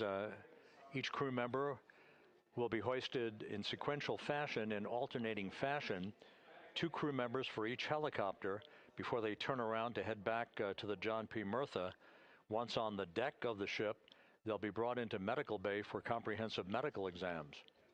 But Reed Wiseman has reported several times that the crew is in excellent shape.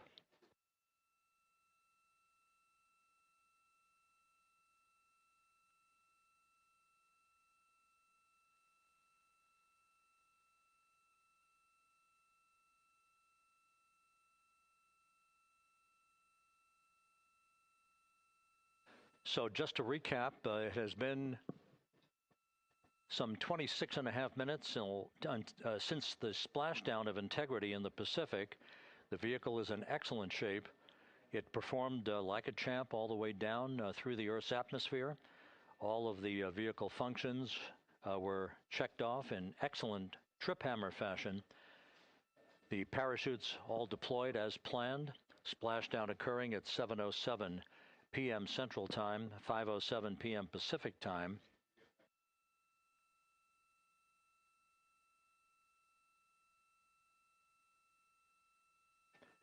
And after a bit of a tussle to try to establish a communications link with the recovery team, we were finally able to run through the procedures for the powering down of the vehicle.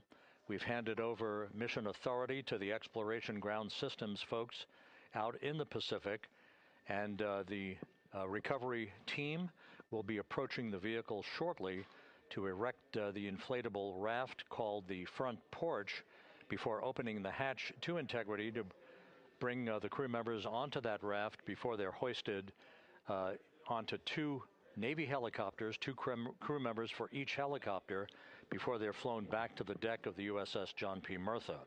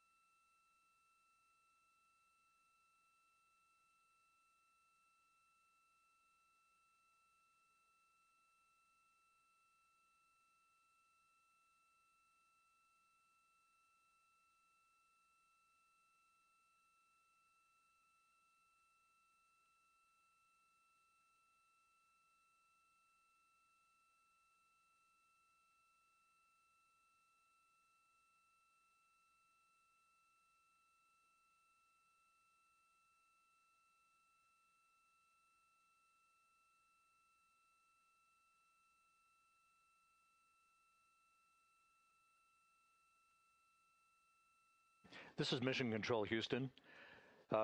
After talking to the flight dynamics folks, we have a bit of a refinement on the splashdown time for you.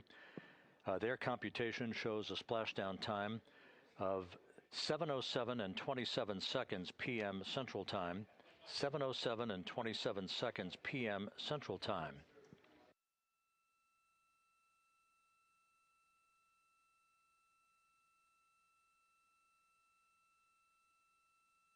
That would equate to a mission elapsed time of 9 days, 1 hour, 32 minutes, and 15 seconds.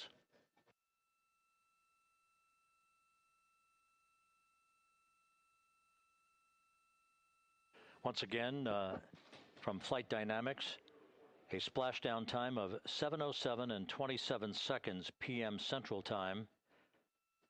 That would equate to a mission elapsed time of 9 days, 1 hour, 32 minutes, and 15 seconds.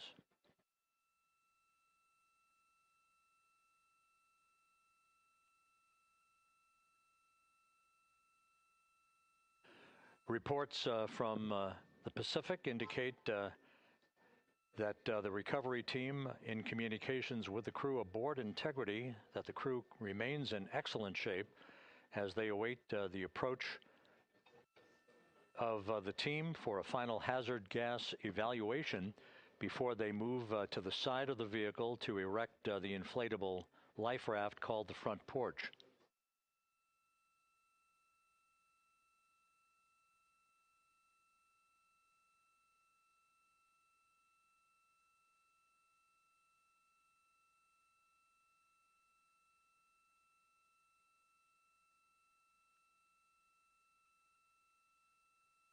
Again, no issues with Integrity. The vehicle is powered down.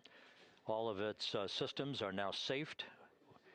We have handed over mission authority to the Exploration Ground Systems folks in the Pacific, but we will not stand down and have the entry flight control team depart its positions until that inflatable raft, the front porch, is erected, the hatch open, and the crew having exited the vehicle. So that's the next step in the recovery process that will lead to the hoisting of the crew members.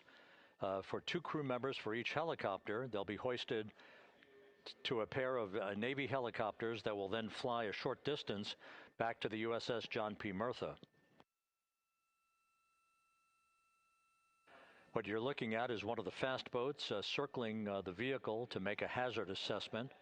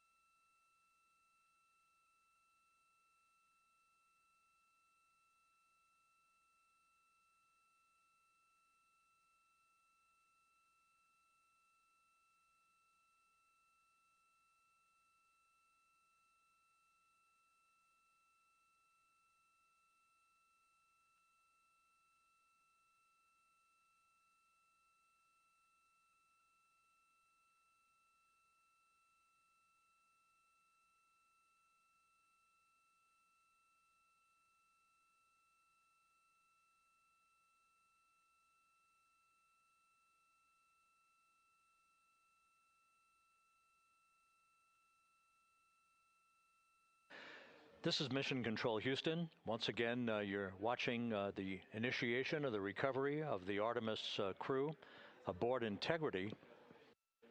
All of the Navy divers and the fast boats are now approaching the spacecraft after conducting a hazard assessment. The vehicle has been powered down.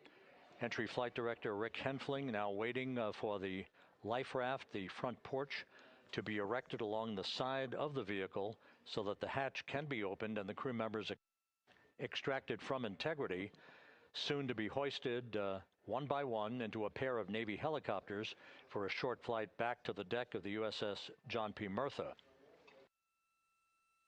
If you missed it earlier, we talked to Flight Dynamics and received a more official touchdown time or splashdown time, as it were, of 7:07 and 27 seconds p.m. Central Time, 5:07 and 27 seconds p.m. Pacific Time. That would equate to a mission elapsed time of 9 days, 1 hour, 32 minutes, and 15 seconds.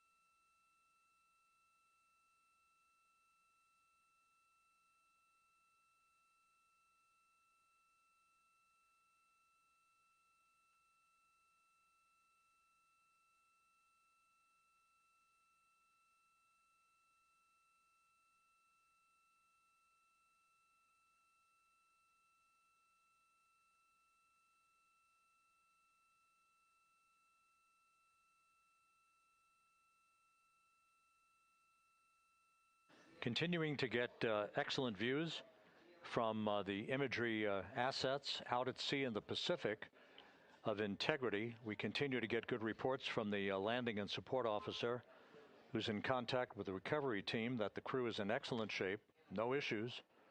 They're just currently biding their time, waiting for the front porch to be erected. We have no hazardous hazard gases and no hazardous situation with the vehicle. It performed perfectly all the way down from entry interface to its splashdown in the Pacific at 7:07 and 27 seconds p.m. Central Time. And as you can see, the first phalanx of recovery personnel now pulling up alongside of Integrity.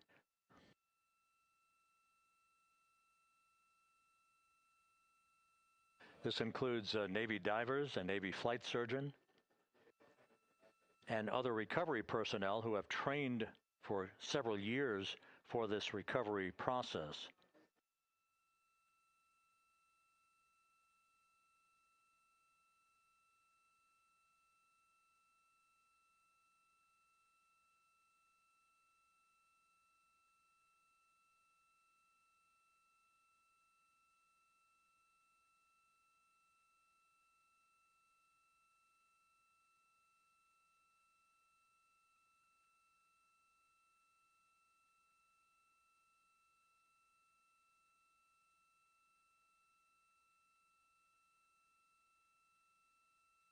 At this hour, some 41 minutes following splashdown, the vehicle has been powered down. There's no hazardous gas emanating from the vehicle. That's why the first team of recovery personnel has been able to pull alongside Integrity.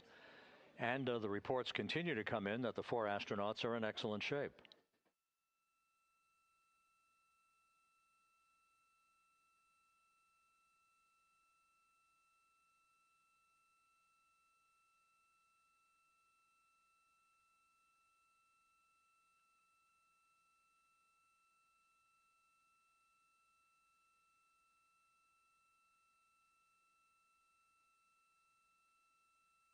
Yes.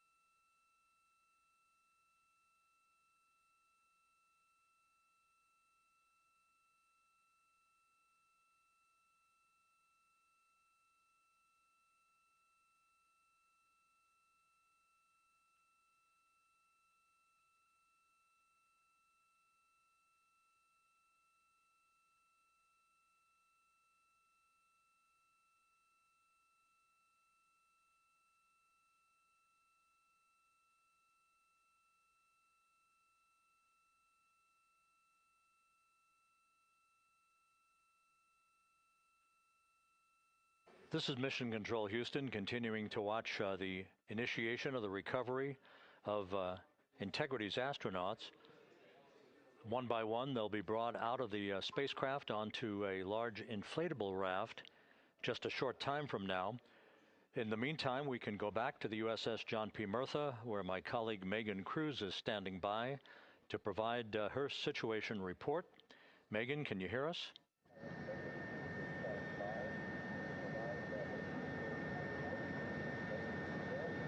Hey, Rob. Yes, I can hear you. Thank you. Yeah, we're back here on the bow of the recovery ship where there are still plenty of people peering out into the water. We are not very far from the action everyone is seeing on their screen now.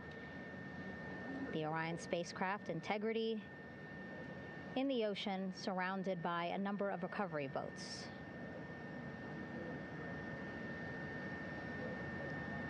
As Rob has been saying, in those recovery boats, NASA and Navy personnel specifically trained to get the astronauts out of Orion.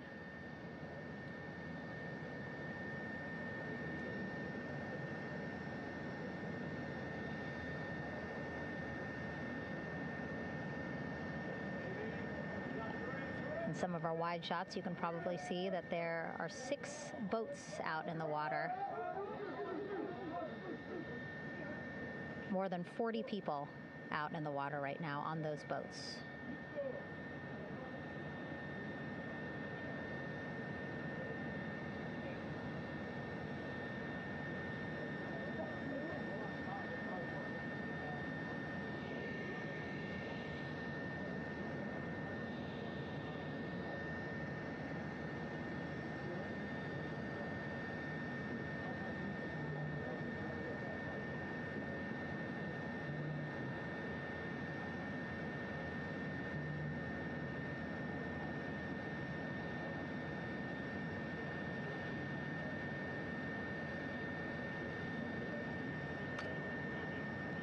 First order of business is to set up the front porch and the stabilization collar. You might also hear it referred to as a stab collar.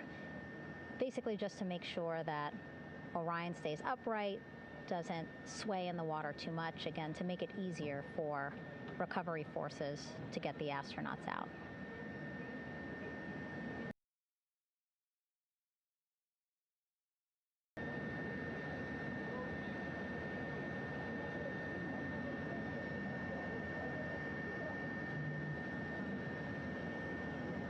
Again, we splashed down in the Pacific Ocean just after 5 p.m. Pacific time here. It's a requirement by NASA to be able to get the crew out of Orion within 2 hours of splashdown. So doing great on time so far. Plenty of time. No rush either. I was speaking to NASA flight surgeon Rick Schuring earlier in this broadcast, and he said to me, no rush to get the crew out. Just want to make sure that they're feeling good, and whenever they're ready to take their step out of Orion and onto that large raft, the front porch, folks will be ready.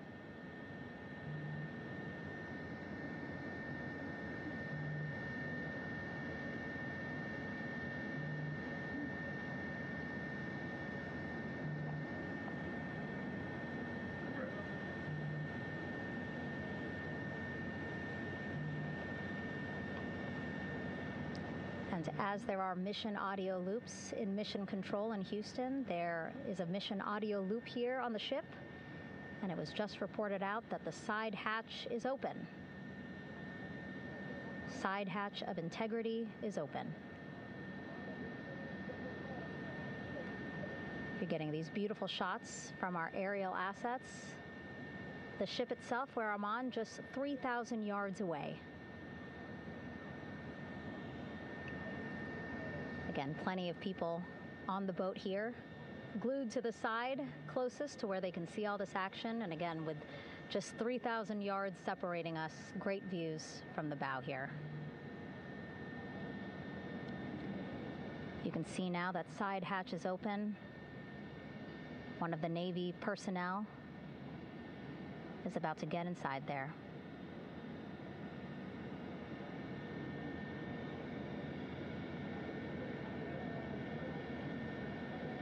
In they go. In total, 4 will go into Orion. So it'll be a little bit of a tight squeeze, but the goal is to have a recovery personnel with each astronaut assessing them.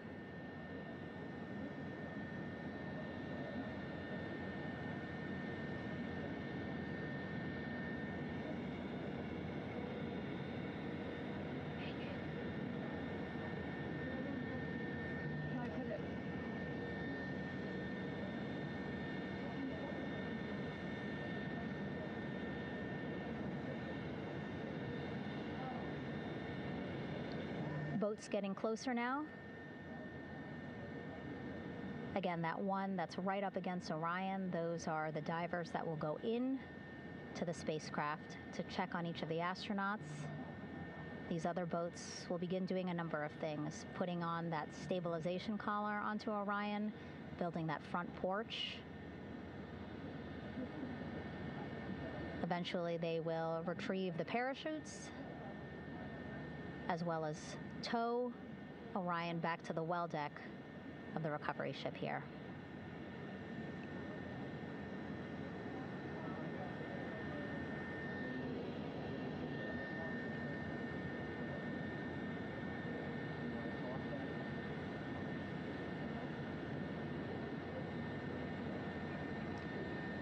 And so as we wait for the Navy and NASA personnel to get their assessment of the crew inside of Orion, why don't we toss it back to Rob for an update? Yeah, thank you, Megan. Here in Mission Control, Flight Director Rick Henfling and the entry team of flight controllers still on duty. The vehicle has been powered down for some time now. There are no hazardous gases emanating from Integrity. That, of course, allowed the recovery personnel to approach the vehicle and then open the hatch to begin the initial medical assessment of the crew, as you just indicated. Now we're standing by for the erection of that inflatable raft, the front porch, alongside of the vehicle that will enable the crew to be extracted one by one onto the raft, have a moment or two to get their land legs back before they're hoisted into two hovering Navy helicopters, 2 crew members for each helicopter, for a short flight back to the deck of the USS John P. Murtha.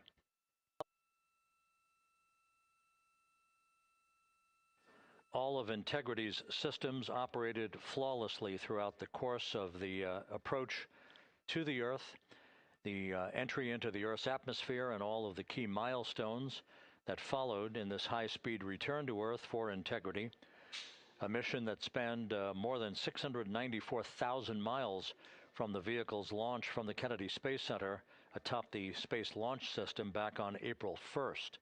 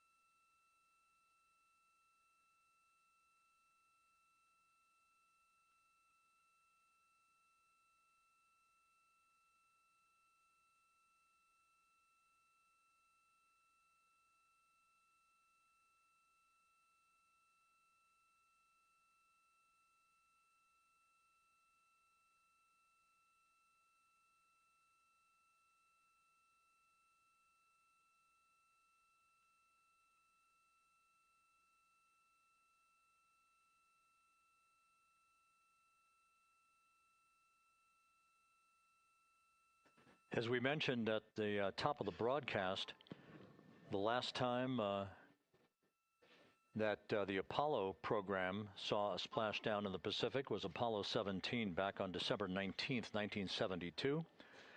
So for the first time in some 53 and a half years, we have reenacted that with the arrival of Integrity's astronauts as they flew around the moon in that historic lunar flyby that began with a trans-lunar injection burn that took them out of Earth orbit following 24 hours of a high Earth orbit trajectory. The high Earth orbit trajectory enabled flight controllers here to have a full 24 hours to evaluate the systems on Integrity and the condition of the crew before they would commit to flying to the moon.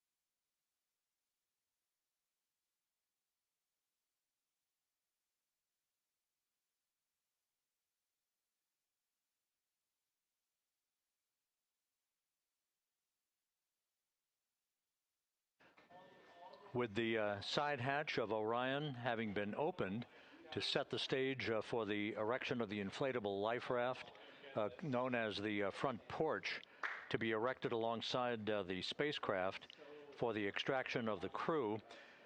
Let's play for you an interview that my colleague Megan Cruz conducted on the USS John P. Murtha with Navy diver First Class David McMahon that explains how this process is unfolding.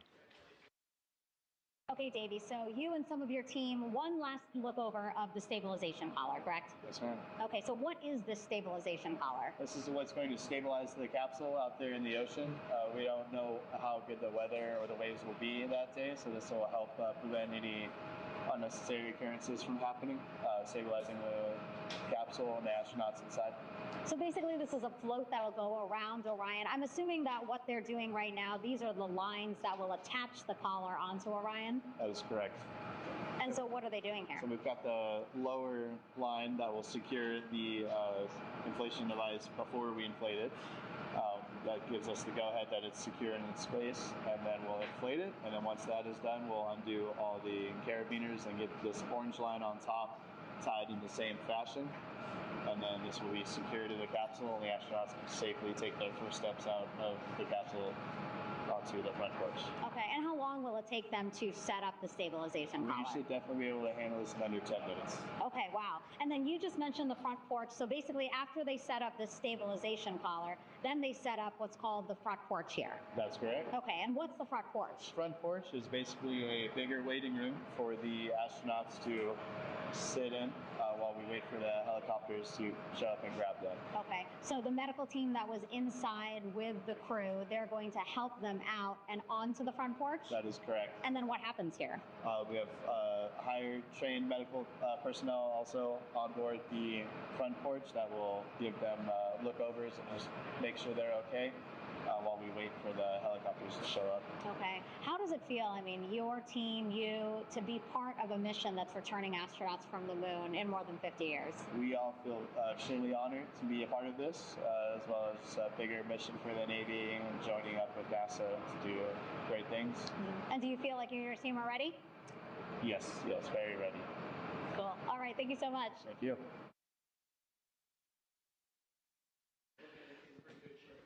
Once again, the recovery operations are continuing out in the Pacific. We shortly should see that life raft, the front porch, erected alongside the side hatch of the vehicle.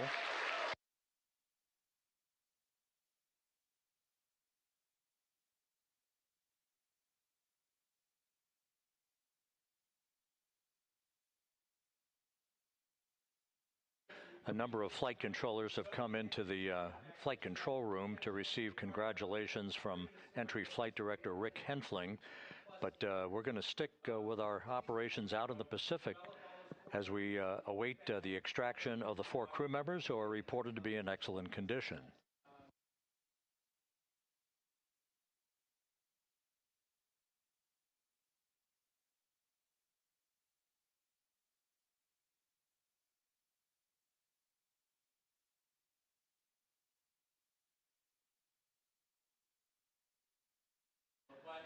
Again, while we stand by for that front porch to be erected alongside of the side hatch of the vehicle, let's go back to the USS John P. Murtha and Megan Cruz. Megan?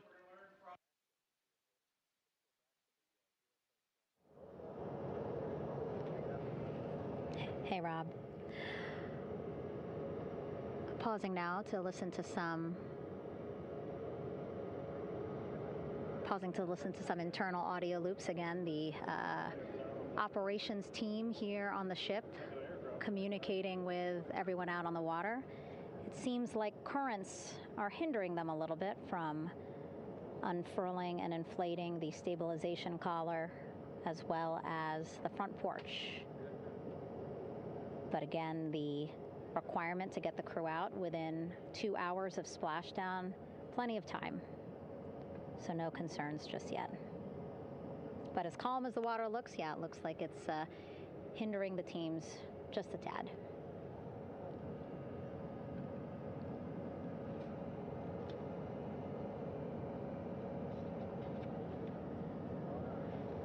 You can see in some of our shots that side hatch still open.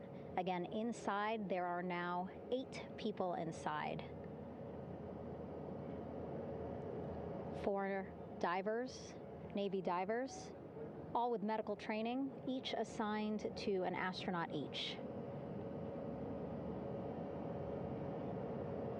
Making sure that they're comfortable, feeling good.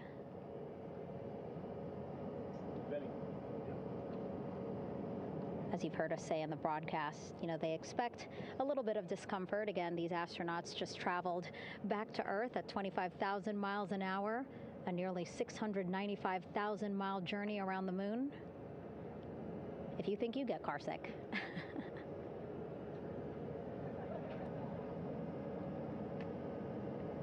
Again, 6 boats out there, lots of gear with them, just in case, right?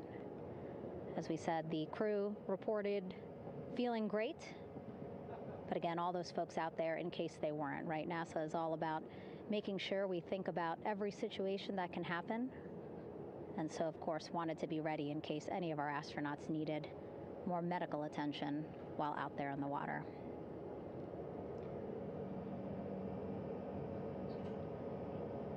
You see now teams, again, trying to set up the stabilization collar and front porch for the crew to get out of Orion. They need both, right? The stabilization collar will keep Orion from swaying as you see it is doing now.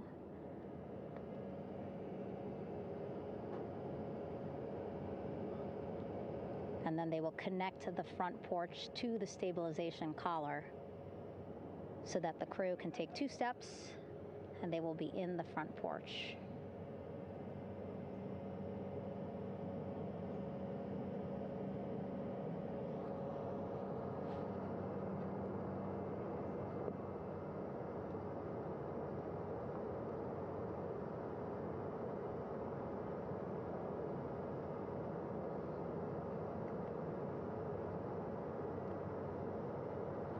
Not a lot of chatter on the mission audio loops. That's a good thing.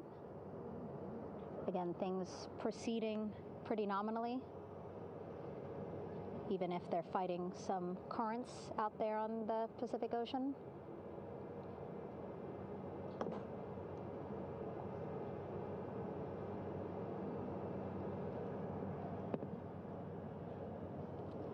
Again, the goal, setting up the stabilization collar and the front porch so that the crew can rest comfortably in the front porch, get placed into harnesses so that 2 helicopters can lift them off the front porch and onto the USS John Murtha here.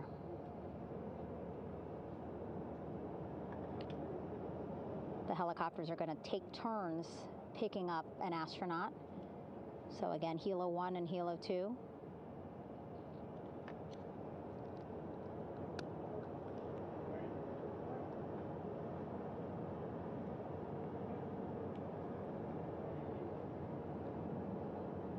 Okay, and the recovery team here on the ship just got a report from the undersea medical officer who is inside the capsule with the crew. He is reporting all 4 members are green. All of our 4 astronauts, Reed, Victor, Christina, Jeremy, green, meaning they are feeling great, not the complexion of their skin. They are feeling great, happy to be home, and ready to be extracted as soon as possible.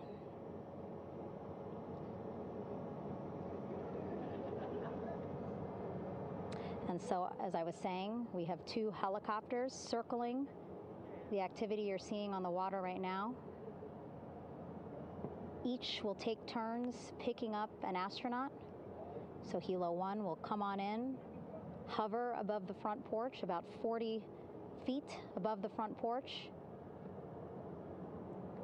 A Navy recovery specialist will be hoisted down into the front porch. The restricted maneuvering doctrine is in effect. Will connect to the first astronaut, which we're expecting to be Christina. And then Helo 2 comes around, picks up Jeremy, while Helo 1 stays above head, and then Helo 1 will come back in for another astronaut, and then Helo 2 for the last astronaut, and then back to the flight deck here on the recovery ship.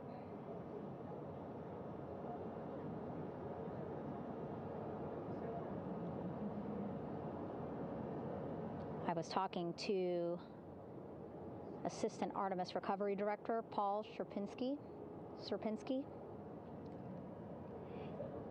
He said helos are a much quicker, safer way to get on board. They did actually consider boats, but then if you think about it, longer time, the crew would have to move through more of the ship. This way the helos will give a more direct, quicker route to the medical bay for our 4 astronauts.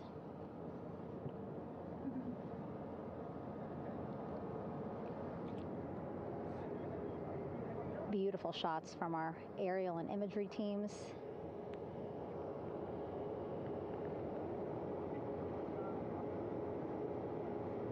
Clouds have dissipated for a clear view from the bow of the recovery ship here.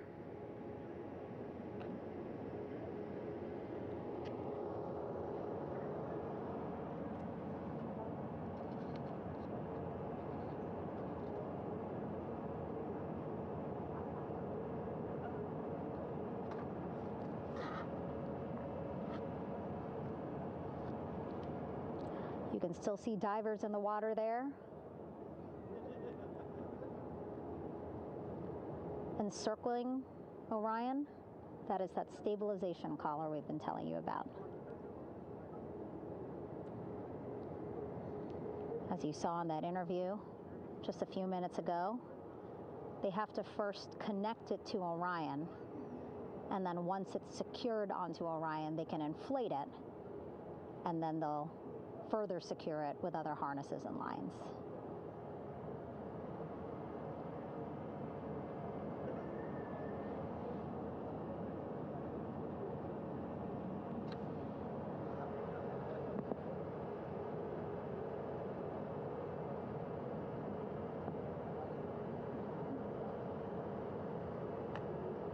About an hour and 10 minutes since splashdown in the Pacific Ocean here.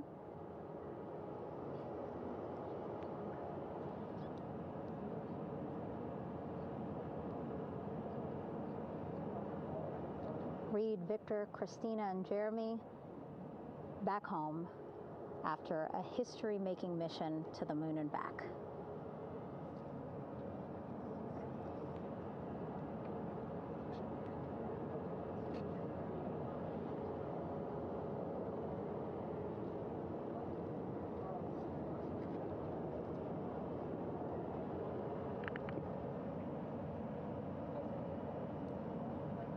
If you missed what we said just a couple of minutes ago, the undersea medical officer inside with the crew in Orion, reporting all 4 crew members feeling great.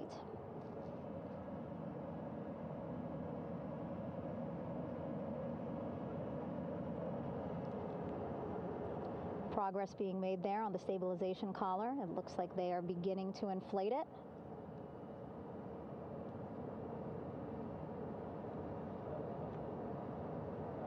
And it looks like they're starting to unfold the front porch in order to get that into the water here shortly and inflate that as well.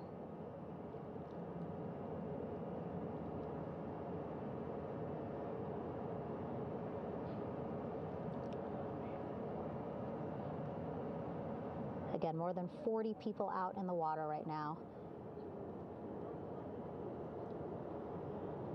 And those Navy and NASA personnel have been in the water for now about 4 hours.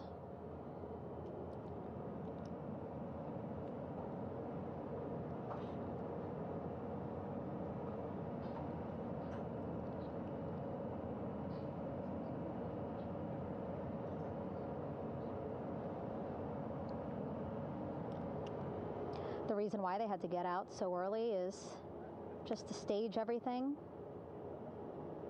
And actually here on the ship, when there are flight operations happening, you can't have anything else, right? Just because the flight deck can be a dangerous place, so they just want to focus on planes coming and going from the ship, so that's why they wanted to get the boats in the water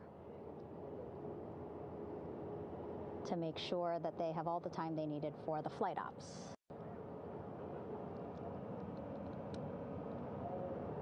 And then the same crew here out in the water, they will stay out in the water for a number of hours after we recover the crew and get them back on the ship, because then they have to recover Orion.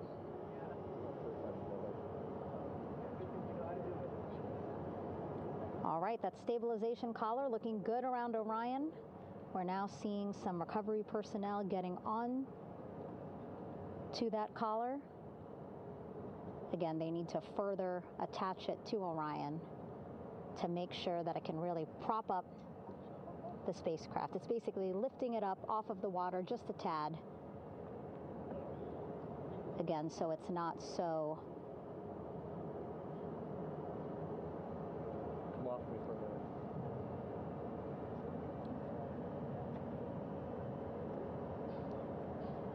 so it doesn't sway so much in the water there.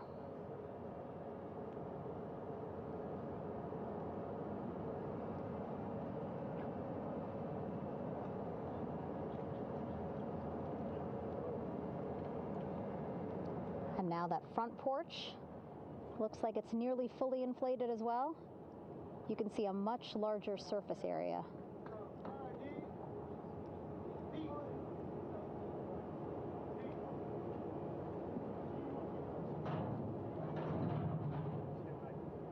And so once the crew get out of Orion, they can stretch their legs a little bit on this front porch, get some fresh air.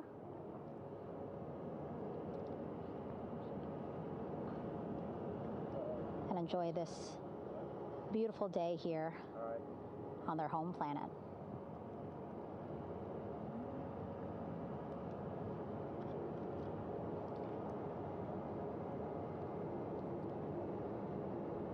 It appears teams now are about to connect the front porch to the stabilization collar.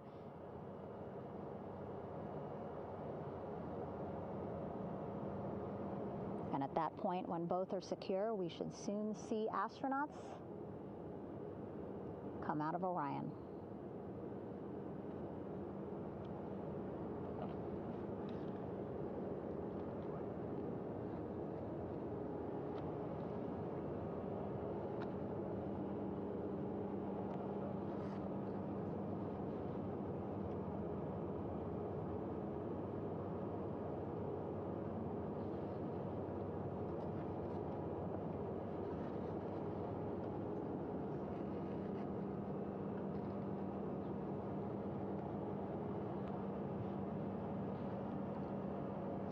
All these views you see also being fed to the Landing Force Operations Center here on the ship.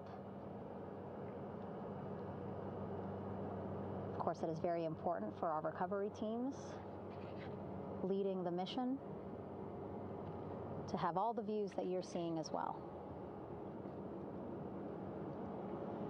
Again, listening to their communication loop here on the ship. Very quiet, which is a good thing. It means things are going pretty nominally, meaning as expected.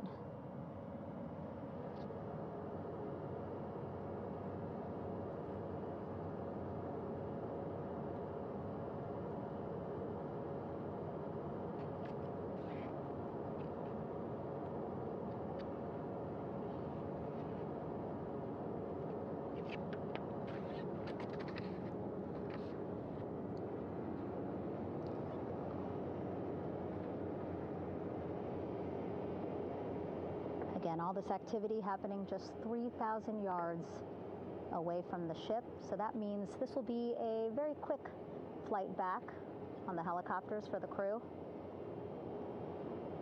2-3 minutes, and then they'll be back here on the ship. I know.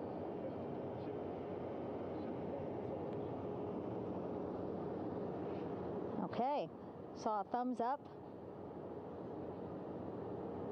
from one of the personnel on the front porch. It looks like they are now getting ready to deploy what they call the Air Rescue Vest, ARV. And so this is the harness that each crew member will get into in order to be hoisted into the helicopters. Again, those helicopters hovering just about 40 feet above the front porch when they're ready to pick up each crew member.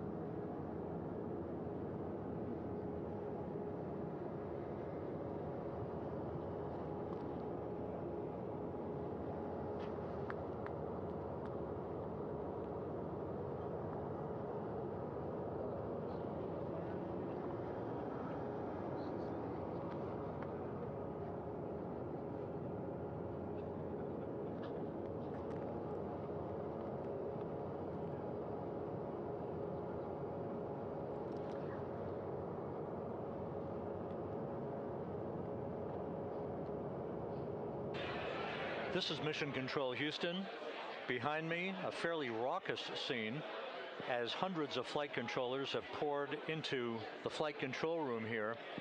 This is reminiscent of the scene after the final shuttle mission of STS-135, although that was the end of a program. This is only the beginning of a program with the textbook splashdown of Integrity and its 4 astronauts. We're standing by for the crew to be extracted from the spacecraft. Entry Flight Director Rick Henfling invited all of these flight controllers who have contributed to this mission to enter the flight control room to have an opportunity to receive well wishes and to share the mutual glow that exists in the wake of a textbook mission for Integrity. On the front screen here in Mission Control, a sign that says "Welcome Home, Integrity," taking humanity back to the moon, going further, and returning safely to Earth. So all of that jubilation, part of the post-splashdown activities, even as we await the crew being extracted from the vehicle to be hoisted onto Navy helicopters for the trip back to the USS John P. Murtha.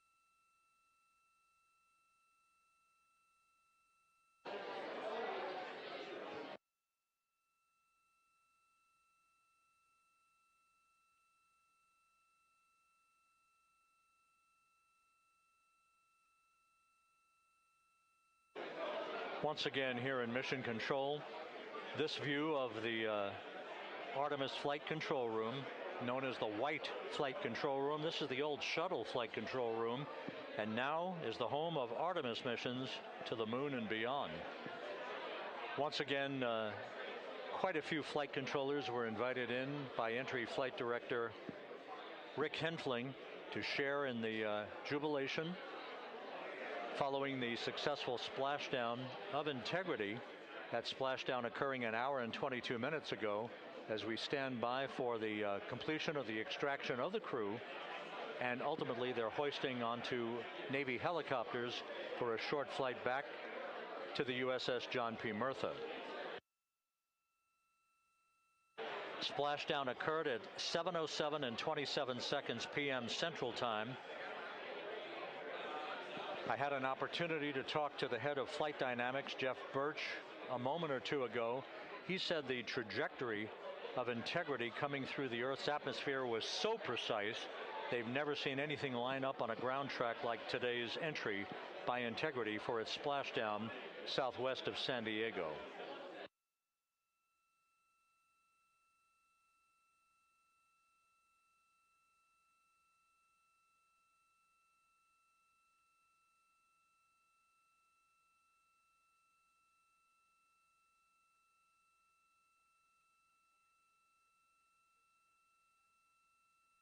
And the initial, you can hear it.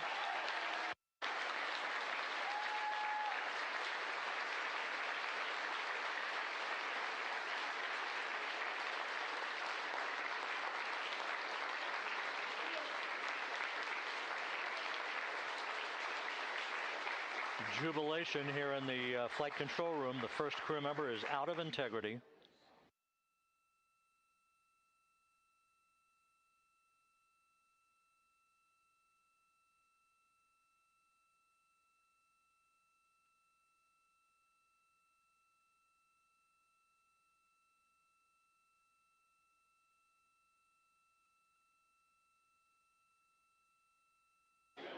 We are expecting the other crew members momentarily to be extracted.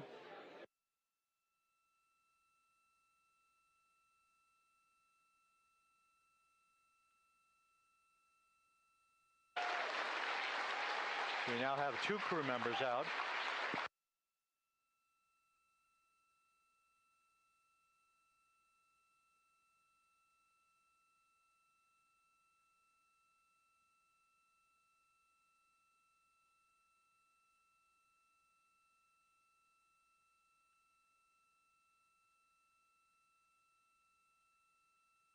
Two crew members out, 2 to go.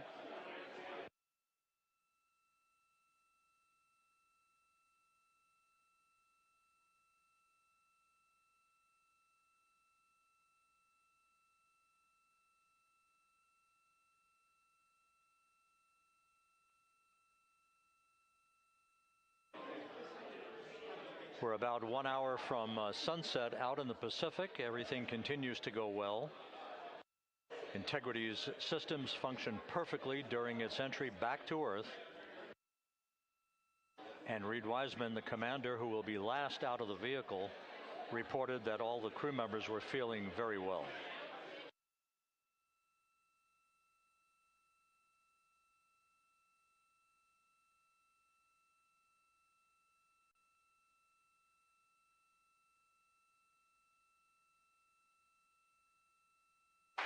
Crew member number 3 now out.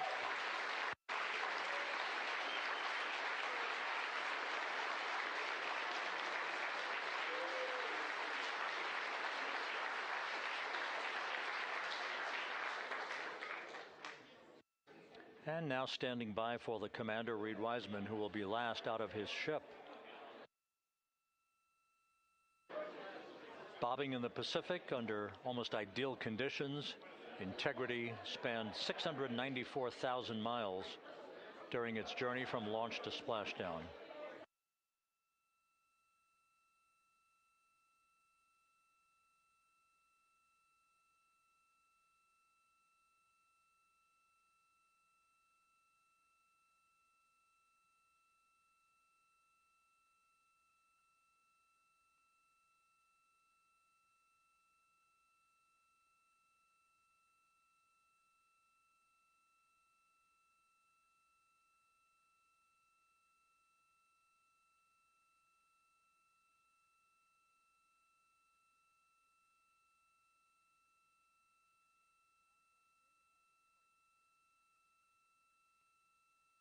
And we now have Reed Wiseman out of the vehicle, all 4 crew members now out of Integrity.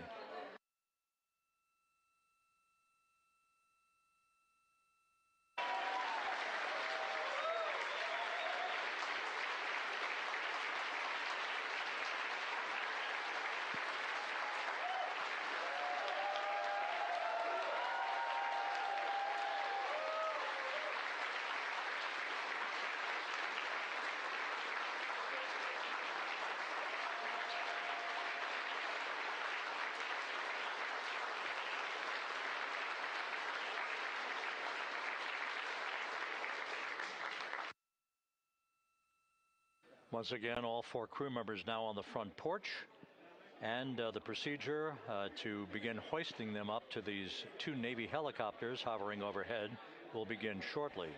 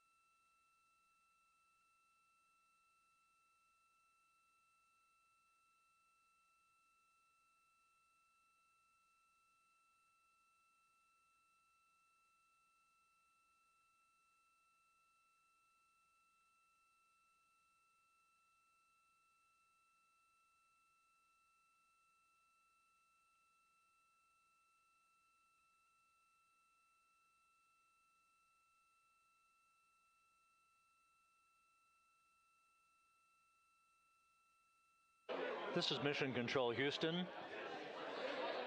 The mission is over, but the melody lingers on as jubilation continues here in the flight control room.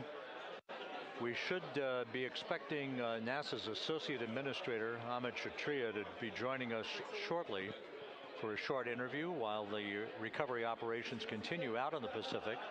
So we'll stand by for that. And then we'll turn it back over to Megan Cruz aboard the USS John P. Murtha.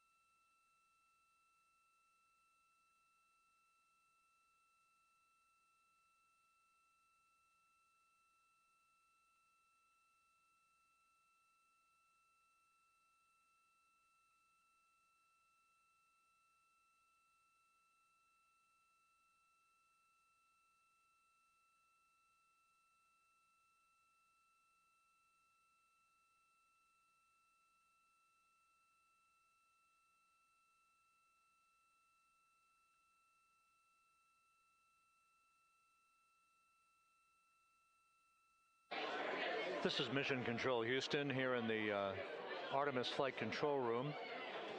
A number of flight controllers basking in the glory of the successful end of this mission that carried 4 astronauts around the moon on a lunar flyby, and the first test flight of Orion with crew members on board.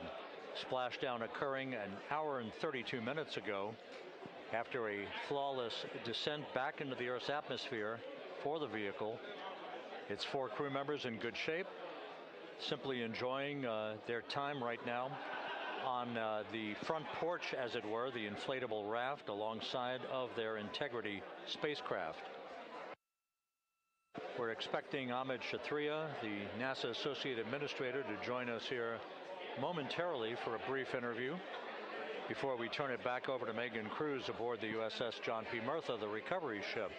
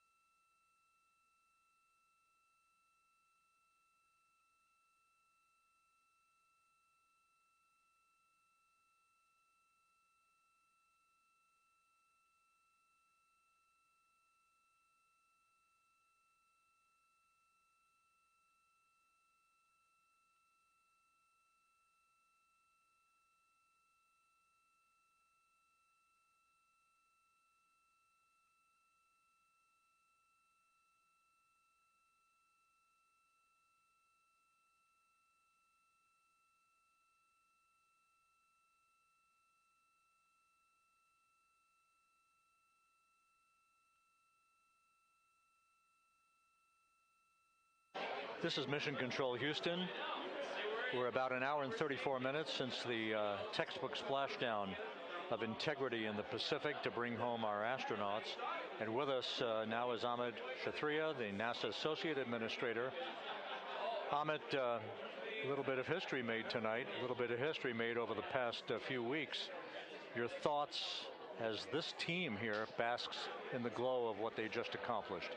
Yeah, Rob, we're here in the control center, and it's kind of overrun with jubilant folks in the Mission Control Houston, as well as engineering, and folks that just want to be here, part of it, as we watch our crew get extracted from the vehicle. And you know, my thought is always about these teams. The team that's in the water right now, pulling the crew out.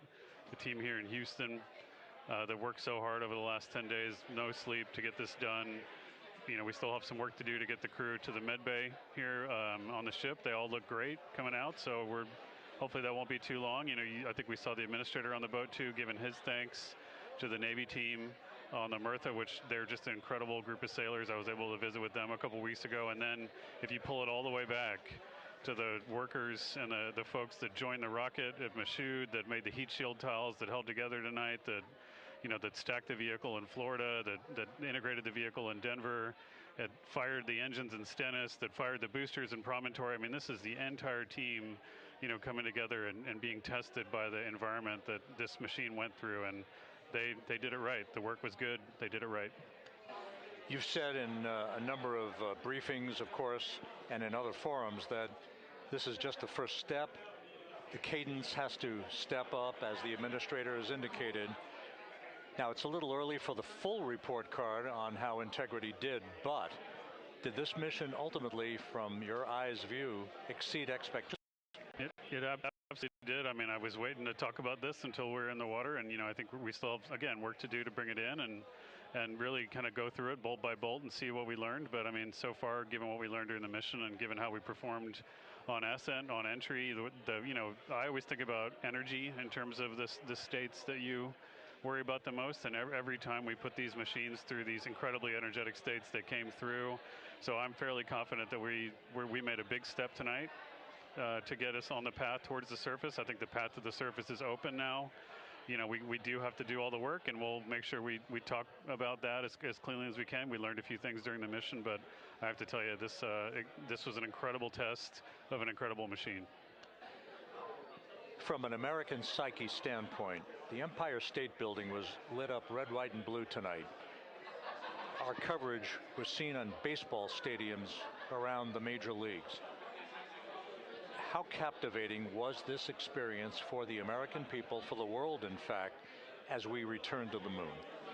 I have not been able to watch a lot of the coverage as we've progressed through the mission. I will tell you, just from my witness in Florida before launch, and then seeing the people's faces here, and then reading where I can about how things are going. I think this has been a gift to the world from NASA. NASA has given the world a gift, proving to folks all over the place, especially young people, and that to me is what this is really about. Young people, when they see what we can do when we work together, when we have teams that collaborate, that it doesn't matter how hard the problems are, we can solve them. I'm hopeful that Artemis II, as folks witness what we were able to do with this incredible crew, this incredible team that we've birthed into the world, scientists and engineers and artists that have been inspired by this.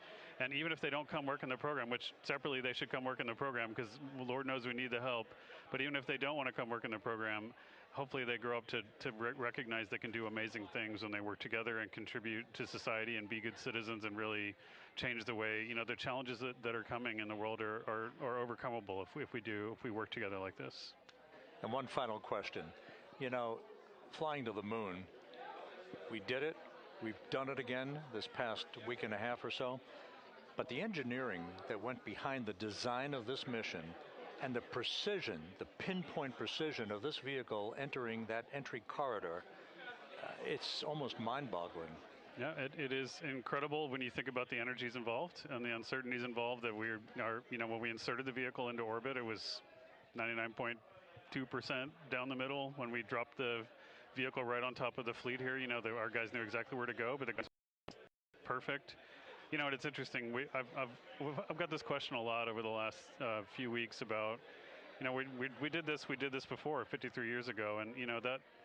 I think, I mean, it is a reasonable thing to contemplate, like what's gone on since then. And what I'd tell you is, you know, when we did Apollo, which again, the more we learn about what they did, the more magical it seems what they were able to accomplish given the technology and the learnings that they had. But when we did Apollo, the architects of Apollo, you know, Gilbert, Seaman, von Braun, Mueller, what they really wanted to do, you know, as they were contemplating what it meant to expand our range of action to the lunar surface, what they wanted to do was learn how to live and work in space for a long time. They wanted to do that first before they were confident they could expand their range of action to the moon. Now, of course, the politics of the time and the mission at the time was different, and so they had to go straight to the moon and bring people home. And then after that, the program kind of lost its momentum. But you know, after that, NASA kept moving along those paths, right? So we recognized during Apollo that reusability was going to be important. We spent a lot of money on those machines, and you know, we spent a lot of money on these machines here. Even though, but we recognized that reusability was important, which is why we built a winged space plane called Space Shuttle, and then we used that reusable machine to build a space station.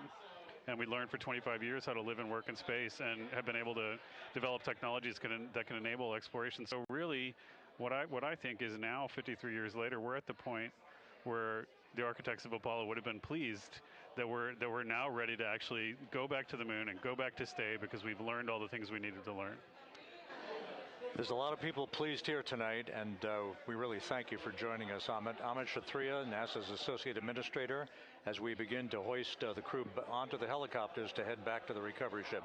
Thank you very much, and congratulations, Amit.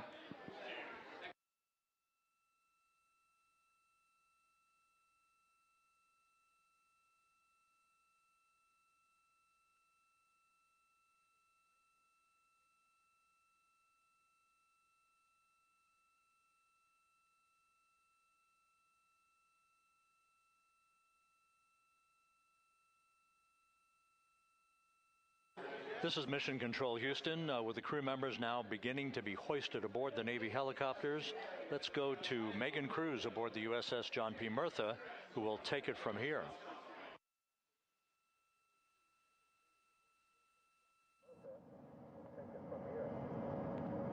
Hey, Rob. Yeah, back on the bow of the ship here, we are seeing the helicopters circling Orion. The first one there, having just completed picking up the first astronaut.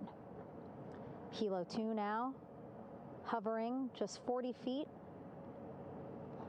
above the front porch, lowering a recovery specialist out of the helicopter. That person will touch down in the front porch just there.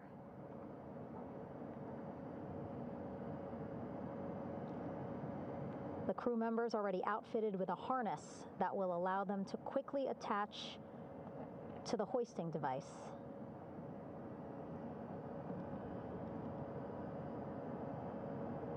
Look at the power of those blades throwing water out at the center there, the front porch, with now 3 astronauts and the recovery specialists. Again, crews already outfitted with a harness vest. And here we go. Second astronaut now off the front porch, getting hoisted into the second helicopter.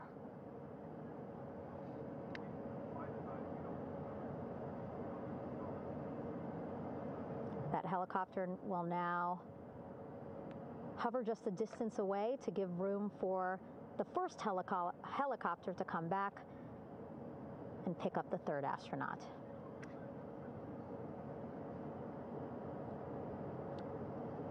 As we wait for that helicopter to come back, make its way back around, just want to mention that the President of the United States called our NASA administrator today while he was on the ship, just minutes after we interviewed him live on our coverage, and congratulated him and NASA on this history-making moment tonight. Helicopter 1 again hovering 40 feet over the front porch.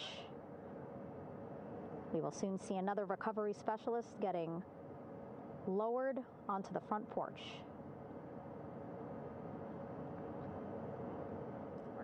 Wow, imagine sitting on that front porch, the wind, the water.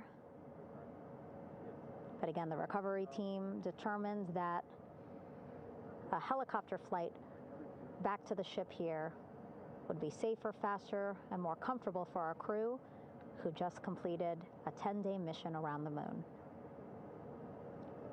Third astronaut in the air, getting hoisted quickly back into the first helicopter now.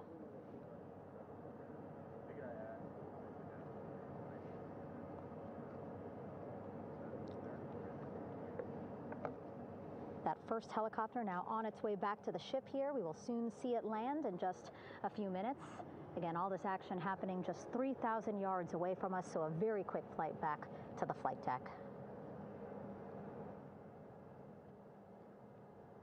And now the only person left on the front porch, Commander Reed Wiseman.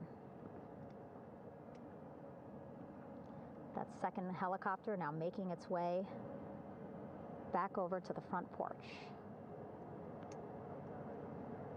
Here it comes.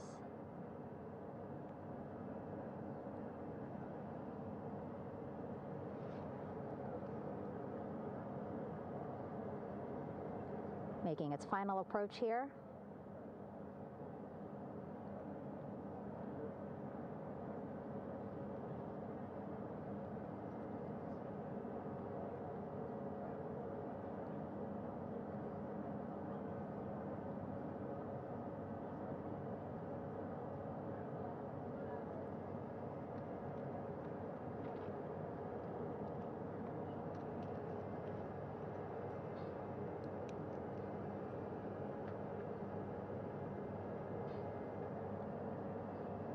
The last astronaut, Commander Reed Wiseman,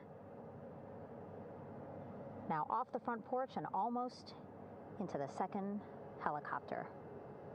Both now on their way back to the ship where we are, the USS John P. Murtha, just west of San Diego in the Pacific Ocean.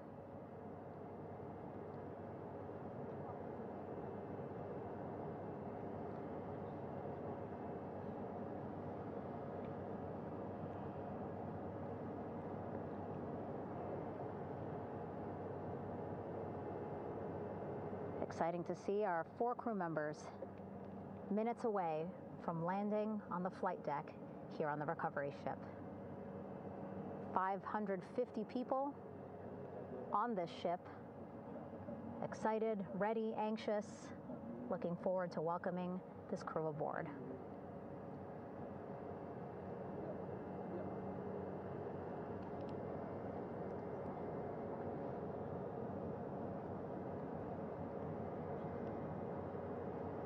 Watching them now with our own eyes. Close to the ship here.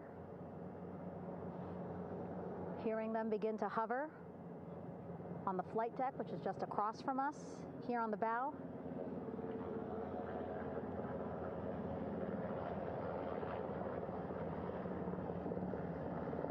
The first helicopter coming in.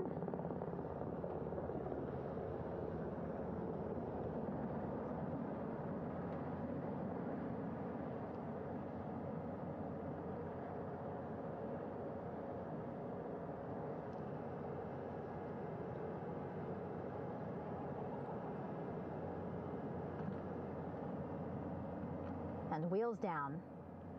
Wheels down of the first helicopter carrying 2 of our Artemis II crew. Pilot Victor Glover and mission specialist Christina Cook.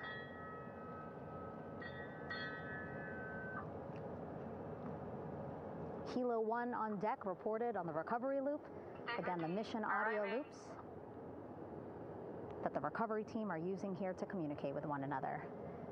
And an announcement just made on the ship, integrity incoming. 2 more helicopters on their way to the flight deck, one carrying the crew, the other, one of our imagery helicopters. Again, kudos to our imagery and aerial teams for giving us these beautiful views of history in the making. Set amid a gorgeous, soon-to-be sunset here in the Pacific Ocean.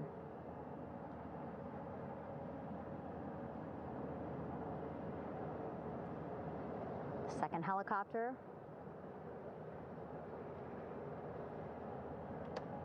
making its approach of the flight deck.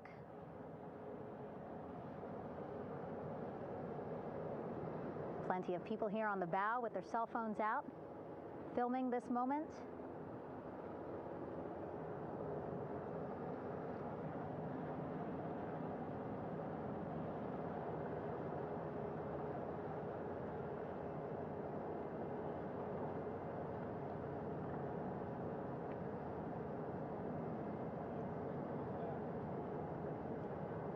Some impressive flying here by the Navy,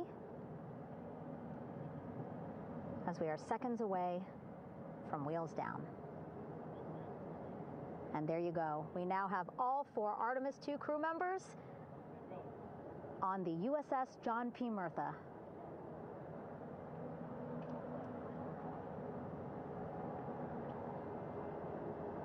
I'm sure they're happy to be out of the water and on this recovery ship with, again, 550 people on board, ready to welcome them home. But first, as we've been saying throughout the broadcast, just making sure the crew feel good. We reported that they were feeling good when they were in Orion, but those were just initial, quick, verbal assessments of how they're feeling. Their destination tonight, the medical bay here on the ship, right after we power down the helicopters here.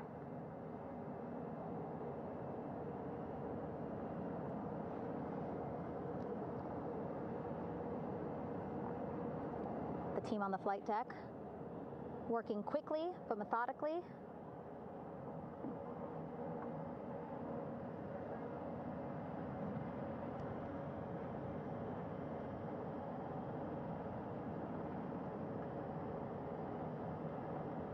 Waiting for just one more helicopter to touch down.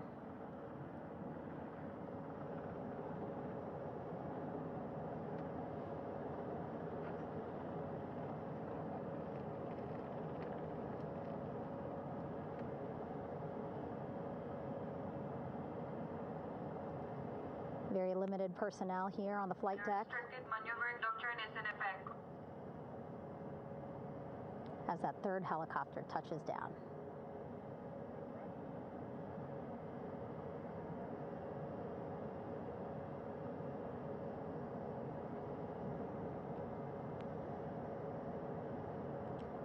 The ship is at flight quarters. Stand clear of wader decks, aft of frame 095, or no cover stop side, thrown articles over the side, hold all trash and garbage on station. Flight quarters. While just a few folks on the flight deck itself, there are plenty more on some upper decks. I see in some of our views a very packed crowd overhead. Announcements being made over the ship's loudspeaker system, reminding folks to stay clear of operational areas like the flight deck,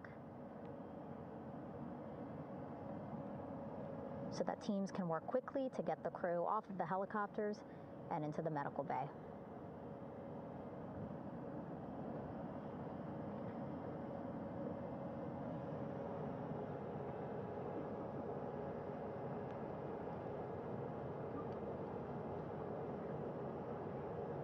Splashdown today, 5:06 p.m.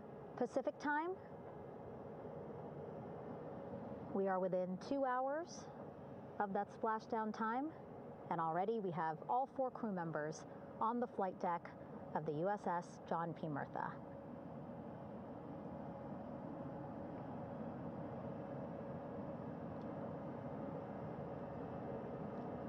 Again, crew waiting before getting out for the helicopters to completely shut down.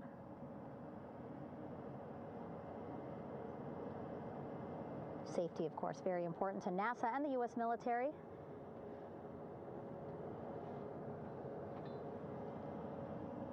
So we'll wait just a couple of minutes here before we start seeing crew members walk off the helicopters one by one.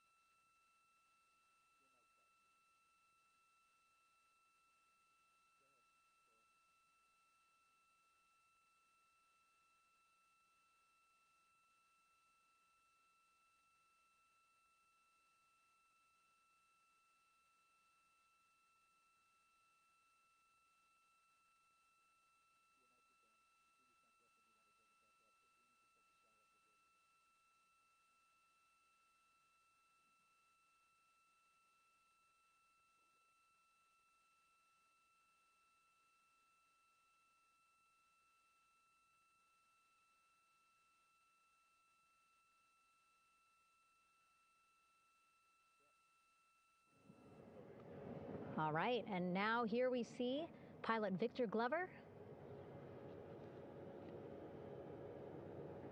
and mission specialist Christina Cook sitting on the edge of one of the helicopters, looking in great spirits. That familiar smile and laugh from Victor, I can see it from here. Christina, I'm sure, feeling the same way, just blocked a little bit by our camera here, but we'll see her here shortly. A photographer taking their pictures. Victor saluting folks on the flight deck. They look like they're in great spirits. Happy to be home, I'm sure.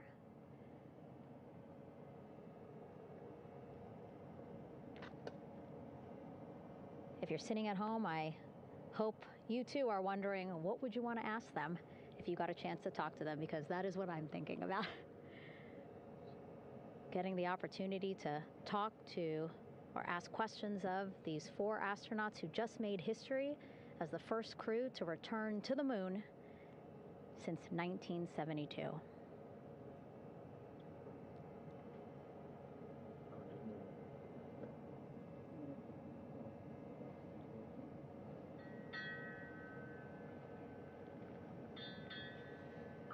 Oh, there we see Christina there, also smiling. Finally peering out, waving at the cameras. Hello to you too, Christina, yes. Welcome back. Welcome, welcome home. A loudspeaker announcement on the ship saying, "Welcome home, Integrity."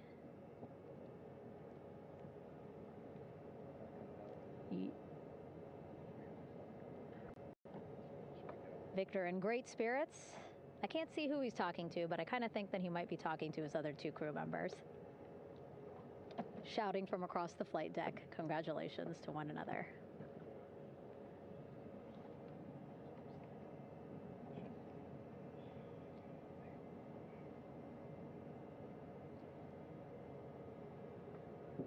And so now we see some Navy personnel walking up to the helicopter. This is again the first helicopter carrying pilot Victor Glover and mission specialist Christina Cook. Both have taken off their helmets now.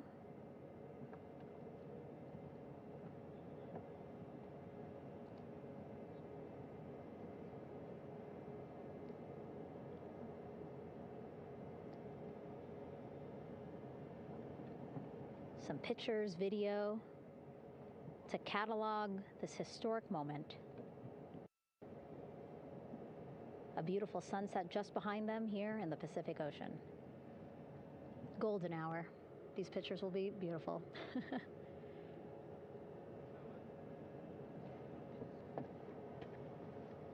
Now we see NASA Administrator Jared Isaacman. He is on the flight deck, as well as flight surgeon Rick Schuring walking over to Victor and Christina first. We saw the administrator walk over to the other helicopter, which is carrying Commander Reed Weissman and mission specialist Jeremy Hansen.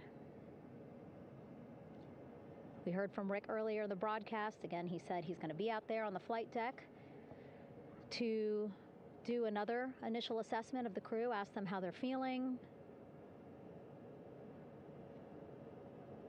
anything bothering them.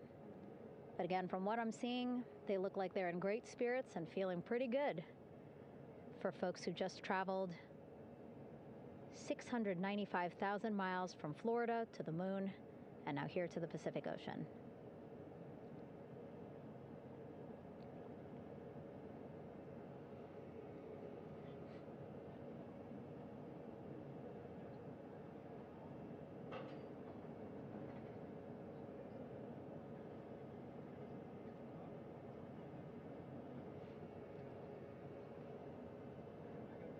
We're now seeing NASA Administrator Jared Isaacman walking across the flight deck. He had been talking to Reed and Jeremy, now approaching Victor and Christina.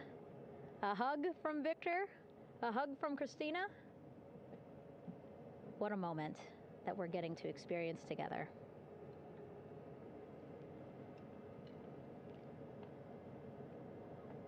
I'm sure congratulatory words. You know, we got to speak to the administrator live on this broadcast as well, and he said the kid in him right now, giddy, absolutely giddy at what we were able to accomplish today. Returning them home safely and in good spirits after a 10-day mission around the moon. And here we go. We're seeing Jeremy walking, waving across the flight deck, now on his way to the medical bay.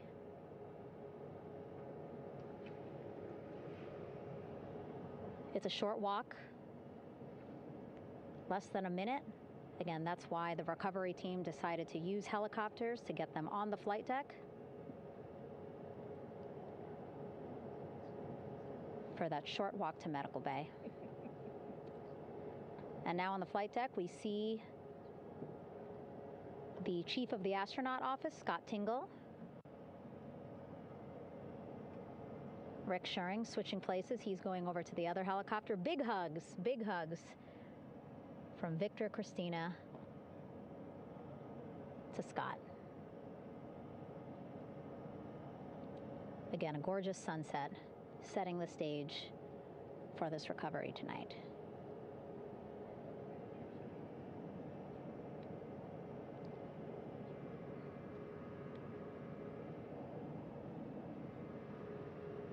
All right, and now here we are, Christina, making her way, looking thankful, grateful, happy to be home.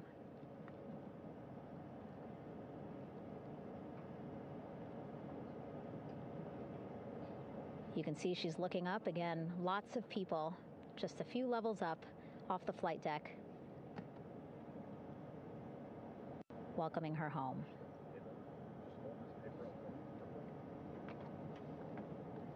Scott holding the door like a gentleman, but back on his way to the other crew still on the flight deck.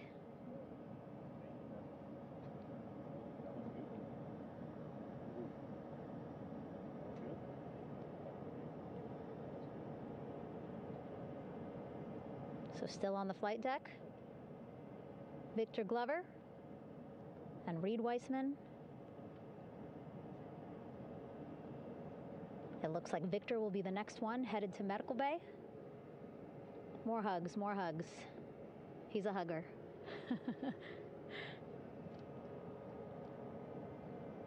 Victor looking good as he walks across the flight deck.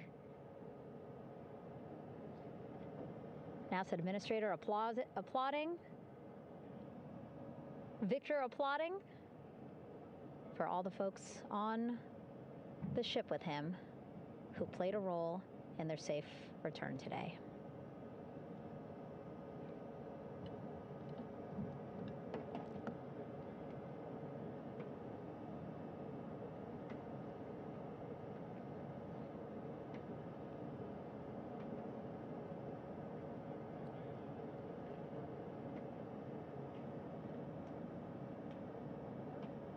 And finally, just one Artemis II crew member left on the flight deck, Commander Reed Weissman.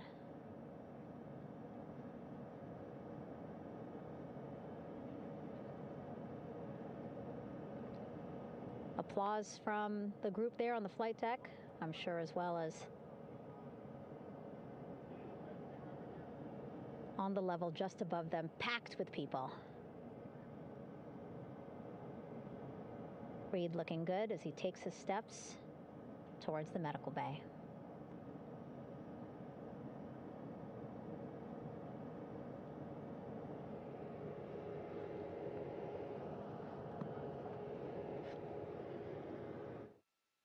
See our 4 Artemis II crew members back on the ship.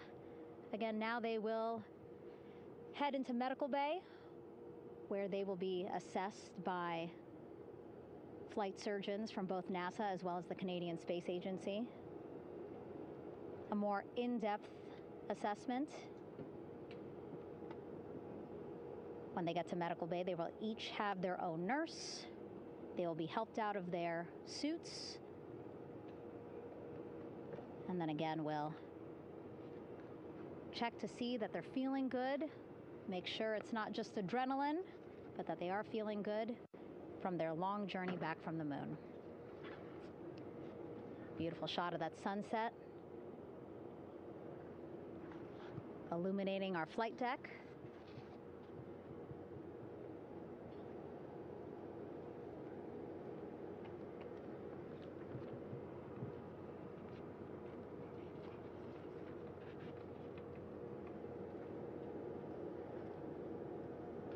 All right, and now with our astronauts safely on board, I want to welcome on Artemis Recovery Director Lily Villarreal. Lily, I don't know how you must be feeling right now. Ecstatic, relieved? So ecstatic, relieved. Of course, we still have to bring the capsule into the well deck of the ship, but this is a major milestone to have the crew here on the ship and in medbay. You know, our team has been preparing and working really hard, and I'm just so proud of them all. Everything went very well, just as planned. Our teammates in Houston, the flight control team was just amazing. We were able to have great conversations and communications about everything. And I don't know what else to say. I'm just so ecstatic. It's such a wonderful feeling to get to this point. Again, we still have to get the capsule, but this is huge for all of us in landing recovery, and I couldn't do this without my team, and of course the full support of the U.S. military. There's going to be lots of, high fives when we get the capsule back in, and I'm so happy that the crew's doing well, Orion's doing well, and thank you for everybody watching. Yeah, it was great to watch the crew come back to the ship with you. How were you feeling when you were seeing them looking so happy to be home and feeling really good? The funny thing is that we had video of them from inside the Orion vehicle. They were like that from the beginning. When we opened the hatch, they were already out of their seats, having a good time, waiting for us to open the hatch. And they opened the hatch, and of course we did the first medical assessment. Everybody was doing very well, and they were just having such a great time with the medical team that was inside the capsule. I think they were all taking selfies with the phones that they have, probably talking about what they saw, and it was just smiles all around. They were having such a great time. And then we put them on the front porch when we were ready to put them on the front porch. And again, you could see they were just so ecstatic to be home and talking to everybody. So we were very happy to see all of that in the control room of the LFOC. How remarkable is that? Again, if we think about their journey, the 695,000-mile journey around the moon and back, coming back at 30 times faster than the speed of sound. I mean, how remarkable is that they are in such good spirits? I mean, this is an amazing crew. I think you guys have seen it for the past 10 days. They're wonderful people, and we're so happy that they brought us along on that ride. And I can't wait to see all the additional videos and pictures that they have that, we'll get a hold of now that they're back on the ground. And I can't wait to hear how, a little more than what we saw on the press briefings from the crew about what they saw It's just fantastic. You know, some of my favorite people around this 10 days was the science team and how excited they were. And so this is exactly how we feel in the landing recovery team when the science team went, oh my goodness, when they heard all the discussions about the moon. This is exactly how we feel now in the landing recovery team. We're so ecstatic. Yeah. Again, we have to recover the capsule. I want to make sure we don't forget about our Orion. Lily's all about business. She's thinking about what's next. But yeah, speaking of these 10 days, I mean, we have been along for the journey with them, live with them 24/7 for 10 days, and just really seeing the engagement that we've gotten from around the world. What do you hope people take away from this mission? I think that's fantastic. So, you know, my story was that I went to the Kennedy Space Center. I was born in Colombia. I was 10 years old when we moved to the United States, but when I was 7, my family took me to the visitor center, and that's when I learned about Apollo. And we went to the moon, and I learned about astronauts, and that story was what really fueled me to want to do STEM and want to be an astronaut. And I think that this Artemis program is going to do exactly what, what girls, my age back then is 7, young people right now, girls and even like young men, obviously. But we want to empower people to know that you can do this, right? If you want to come and work for NASA, if I did it, they can do it. And Artemis program is just going to inspire everybody. And I'm so happy about that. Yeah. Like Apollo inspired me. Thank you so much, Lily. Really appreciate you being here. As you said, still a lot of work to do. 5 to 6 more hours to recover Orion that's still out in the water. So I'll let you get back to it. But you had beautiful words to say again. We hope that this inspires people. We hope that you come and join us at NASA and accomplish great things with us in the future. Back to you, Rob. Thank you, Megan, and safe sailing out there in the Pacific. Here in Mission Control, it is now all quiet. The team of flight controllers and all their support personnel have left the room to enjoy the aftermath of a textbook touchdown by Integrity that splashed down in the Pacific right on target to complete this historic flyby of the moon, the Artemis II mission.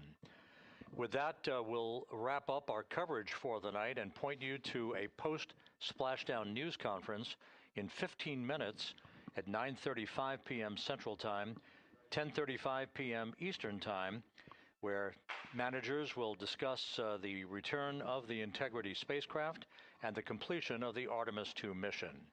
With that, we'll wrap up our coverage for this evening and historic mission in the history books. This is Mission Control Houston.